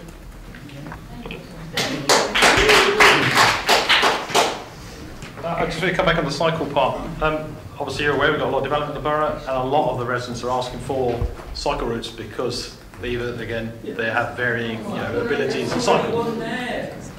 On here you mentioned commuter routes. People use it for all different types of methods. But in terms of the commuter route, I mean, obviously, you're right, obviously it did highlight the points, and they're valid points, but then obviously 4.22 goes on to say about the fact that, the towpath sometimes is impassable due to, obviously, weather conditions. There is the Horseshoe Bridge, which if you were a cyclist, you need to obviously dismount, carry your bike up the stairs and over again. Nobody carries that. I'll deal with it. you can't cycle over it. But and then obviously in terms of obviously the facility, it provides a dedicated, segregated from obviously the bus lane, a dedicated route which is lit and it can be used at all times of the year and obviously during the days at all times as well. So I think it's just worth pointing out that there is a significant improvement for pedestrians and cyclists who wish to use it. It gives people a choice, but that is a key route for commuters, and that's the kind of thing that, you know, the borough's obviously introducing the Greenway strategy, which obviously delivers a lot of commuter routes as well as leisure routes, and that's what. So we're listening to what the residents are asking for through those, and obviously making sure that those facilities are provided for in infrastructure projects such as this. Can I just say that listening to residents, well, you know, I just mentioned the thing about comments. There's no residents. I don't have there is not a single comment from a resident saying this is a good idea. So I take your point. I know that in lots of areas of the borough, this kind of infrastructure in terms of cycle routes is something people want. But this one they don't. I was going to go somewhere else, but I forgot completely. So I'll stop there. Michelle? The only increased service seems to be to Reading Station. And the only decrease in time is to Reading Station. The number of people who ride the Winnish Park and ride to Reading Station is somewhere between 0 and 1. It'll increase the time to the Oracle, it'll increase the time to RBH, it'll increase the time to Reading College, it'll increase the time to, let's see where else we're going there, just about everywhere. And we have a simple MRT system already. It's called Southwest Railway. It goes directly to the train station. And there's 4 stations in Woking. It'd be a much easier way to get to the train station if you want to take the train all the way. Duh.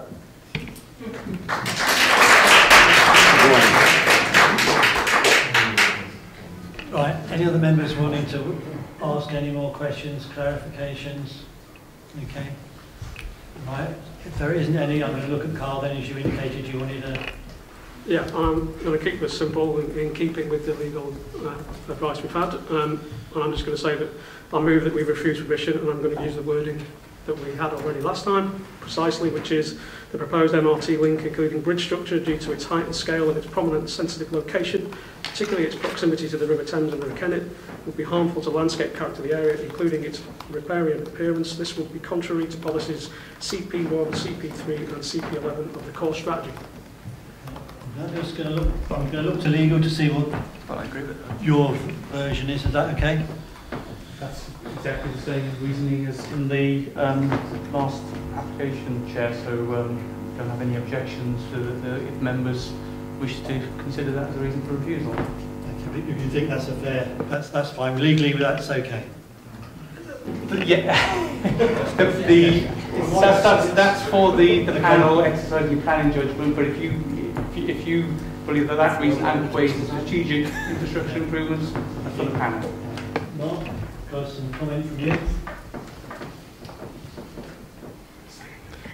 Just a point of order. Now this has been moved, should it not move to just being seconded? No. I will come to second it, but I want everyone to be clear of what we're doing. I'm fine with that. What I'm saying is, from a procedural point of view, should it not be? I don't know for sure. I don't think so, but I will look to... Well, but if we go to the vote, if it gets seconded, we then can't add anything to it, because that will be it. So I'm finding out firstly whether it's legal. I'm going to get some comments there. Then I'm going to ask the committee, do they want to add anything else? But I say we're getting advice that we shouldn't, but I want to make sure we've got everything on it that everybody wants before we go to the vote and that we're all clear. Okay? I'm not going to miss it out. Thank you, Chairman. There is no doubt that this is a really difficult planning application. There are some very difficult issues to weigh and balance. Quite clearly it has an impact on a piece of green space that the public find to be very attractive and very useful to them. What we need to take into account as well is that it is also the only solution to the bus route that's set out in our core strategy as the planning authority for this district. Sorry? Don't respond to that, please just keep going. It is set out in our core strategy as an integral piece to a multi-pronged public transport strategy to combat congestion. And in consultation to the residents of this borough, it has been seen as one of the single highest priorities for this district. And as an integrated strategy, it is something that is put together full of component parts that if one key part is not delivered, then the whole strategy is impacted because of that. That is something that you need to take a great deal of weight to. You must also, in looking at the application, look at a substantial amount of response from the public about the impact on open space. You must look at the comments from business and our partners in Berkshire. All 6 districts in Berkshire prioritised this route when they selected it as subject to funding from the LAP.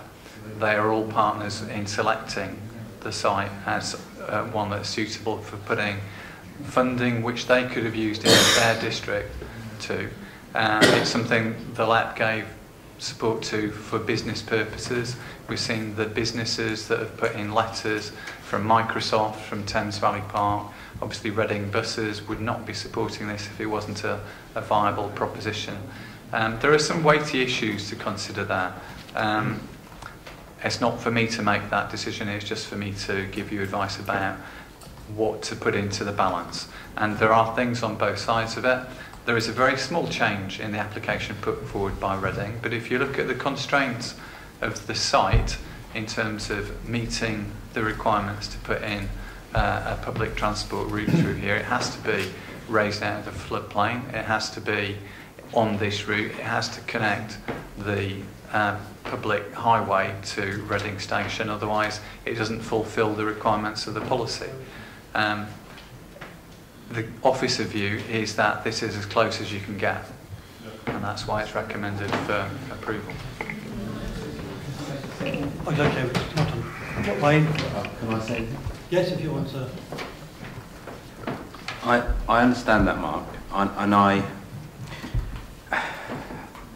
I get frustrated when I would imagine if I were to speak to the businesses at TVP and explain to them, let's just forget the design at the moment. And I know what you say, Sean, but it was debated the last time round about, because I can remember Malcolm doing it, about the impact on the journeys going into Reading and how that would be detrimental. I know it wasn't put in as one of the reasons for refusal, but it was debated.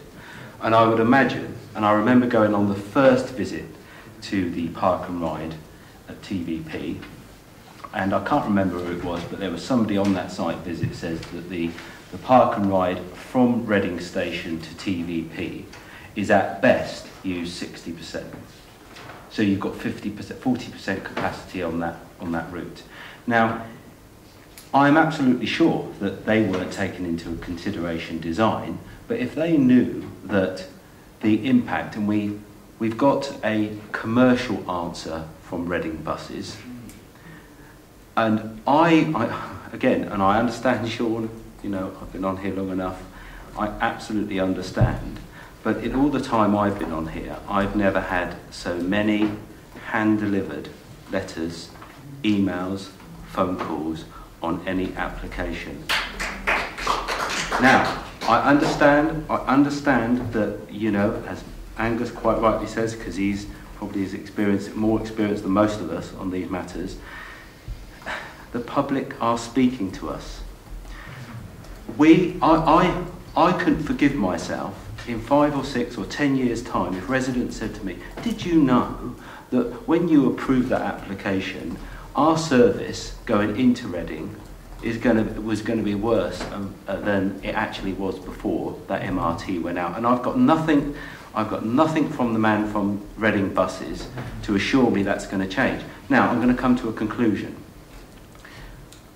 I don't think, and I think it was you who said it, John, I don't think this has been thought through.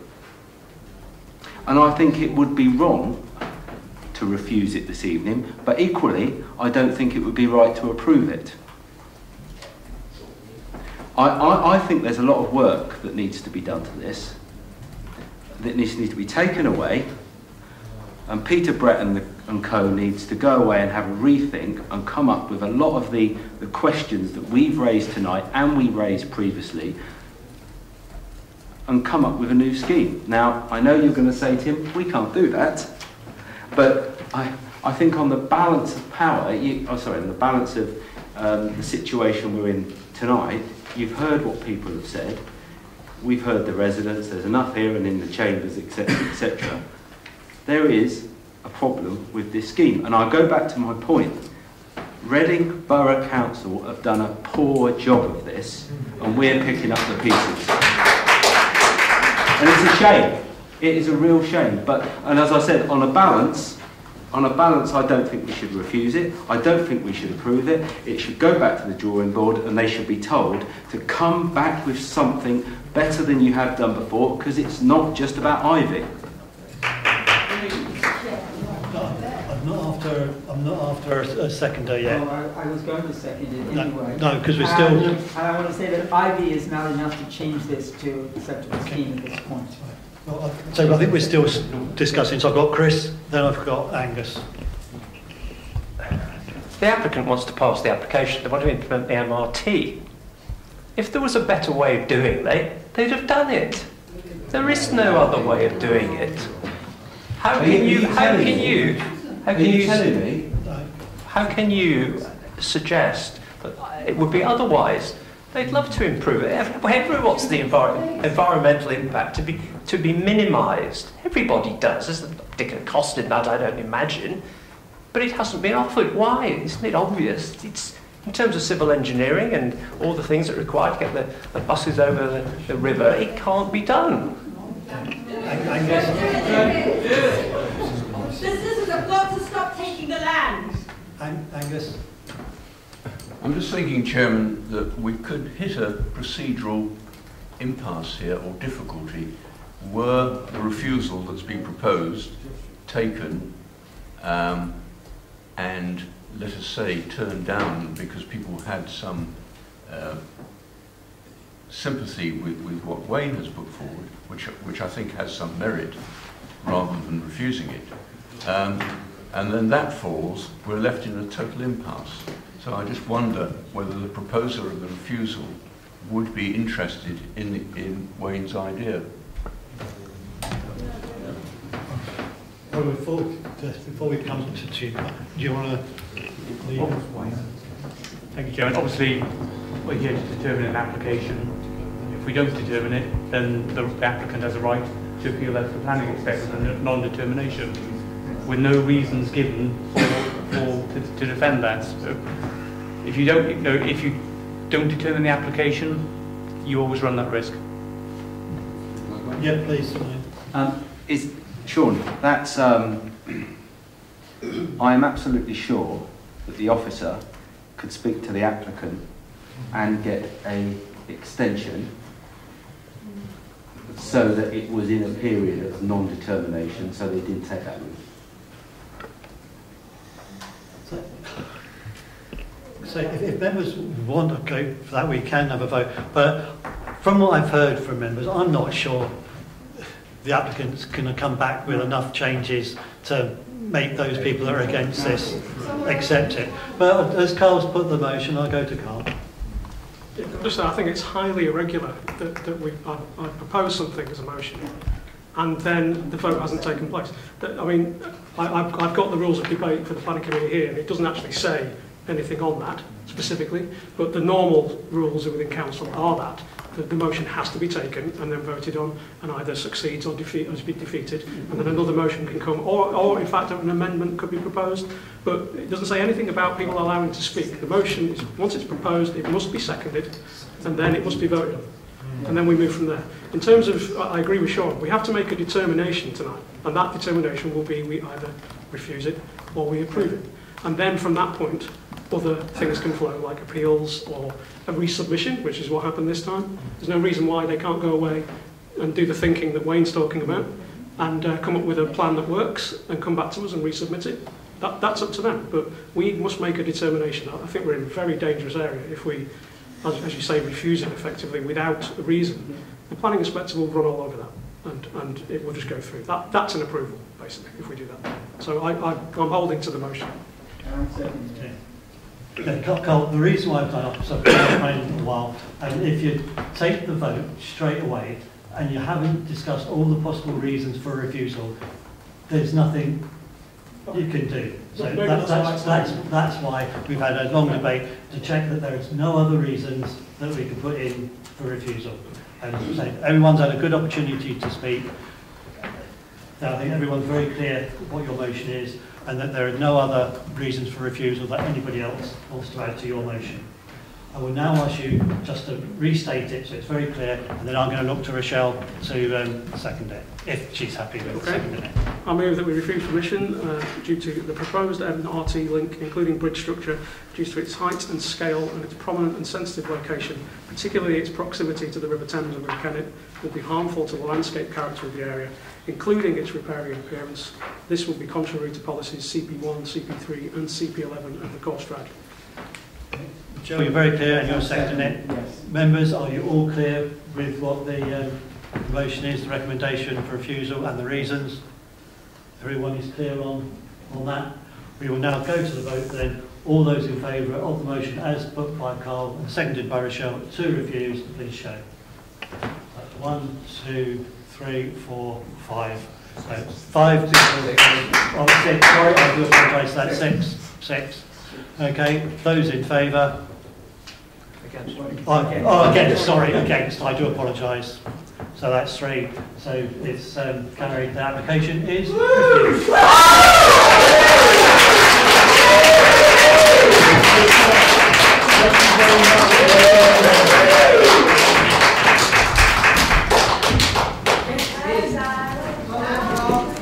Could I ask people to sort of leave the room quickly, because we do have another application to discuss.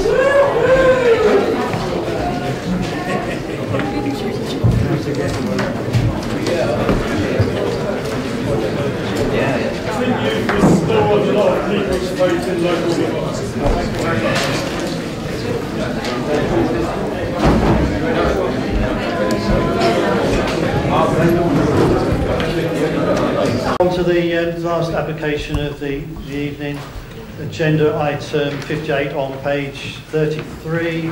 It's Kestrels at Scarlet's Lane, Hare Hatch, household application for a 2-storey side rear. John? If you leave the room, you can leave the room. You can't come back. Not to participate in it, no.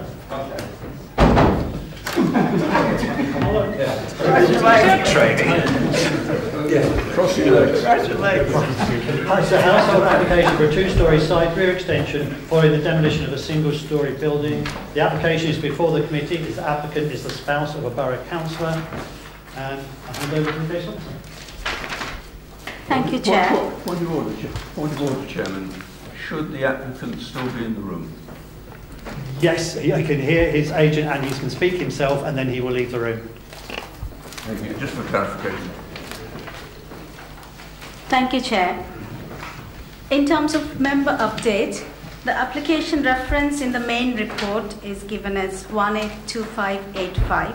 This should be read 182595.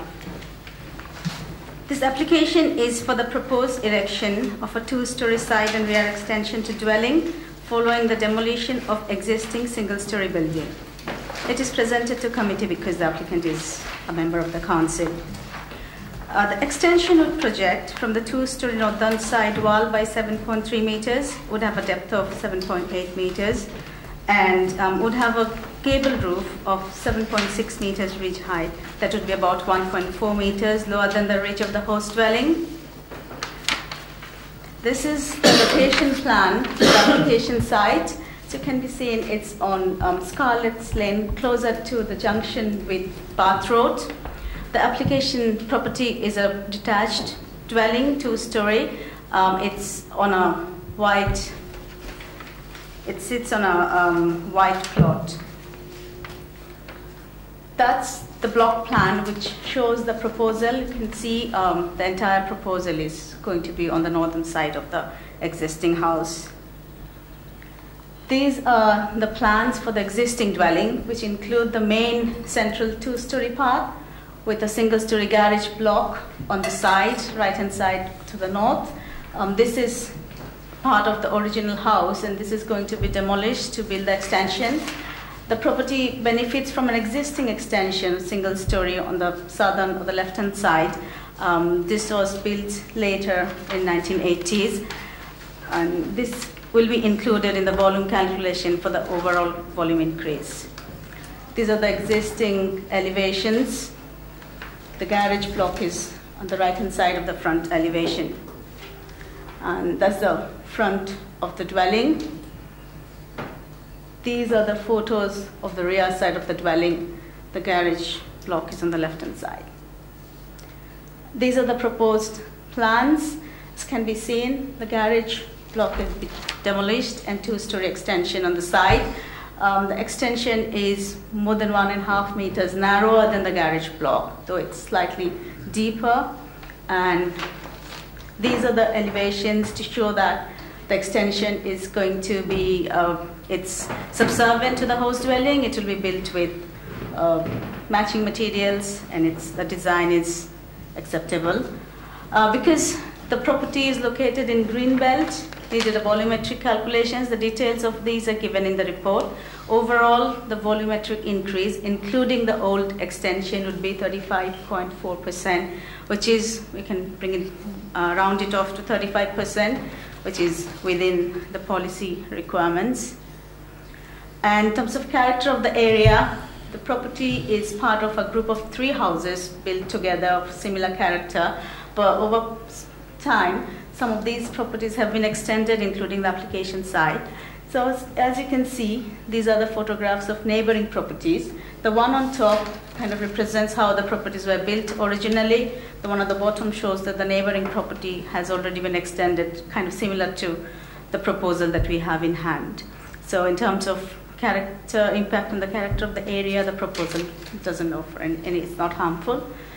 So in summary, the development wouldn't lead to a harmful impact on character of the area or highway safety, amenity of the future, occupiers of protected species, and it is recommended that the planning committee authorizes the head of development to grant planning permission for this proposal. Thank you very much. Right, we have 2 registered speakers then, Mark Leedale on behalf of the applicant, and we have Wayne. Oh, you're not going to speak now. Right, you have 3 minutes.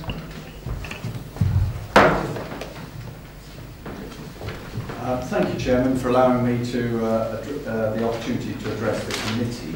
I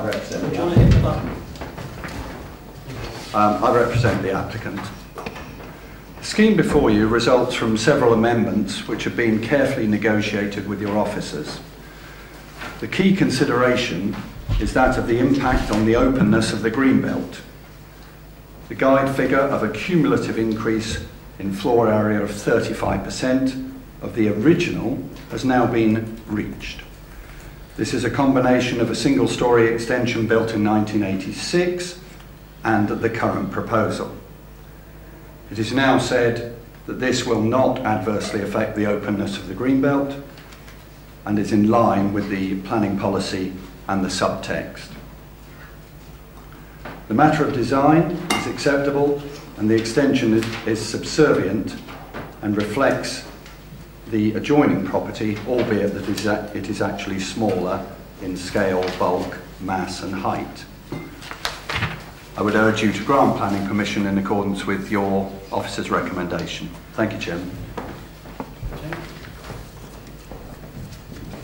Right. Members, who wants to ask a question? Who wants to go first? Angus.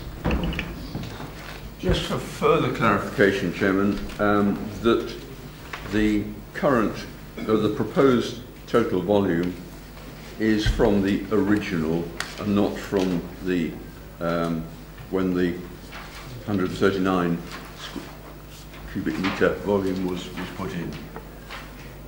That's right. Okay. So I don't recall seeing an application with so few conditions, being only 3, and 2 of those you have to add in anyway. So good. And a couple of questions. The Town Council, did they actually come back on the revised application with any comments? And my second question is that there is going to be some demolition. Do we need a condition to say that the demolition is going to happen before the construction? There's been no response back from the parish, and the case officer and I have been through the plans quite carefully to see if it was necessary to put a condition on requiring demolition. But from our point of view, I think it's acceptable to go without it, because the ground floor demolition is necessary to actually complete the development. So we're satisfied. Okay. Members, any other questions? No? Okay. Let's go to the vote then. The recommendation is set out on page 34 with those 3 conditions. So all those in favour, please show. And we are unanimous on that one. Thank you, members. Right, you're just going to get Wayne back.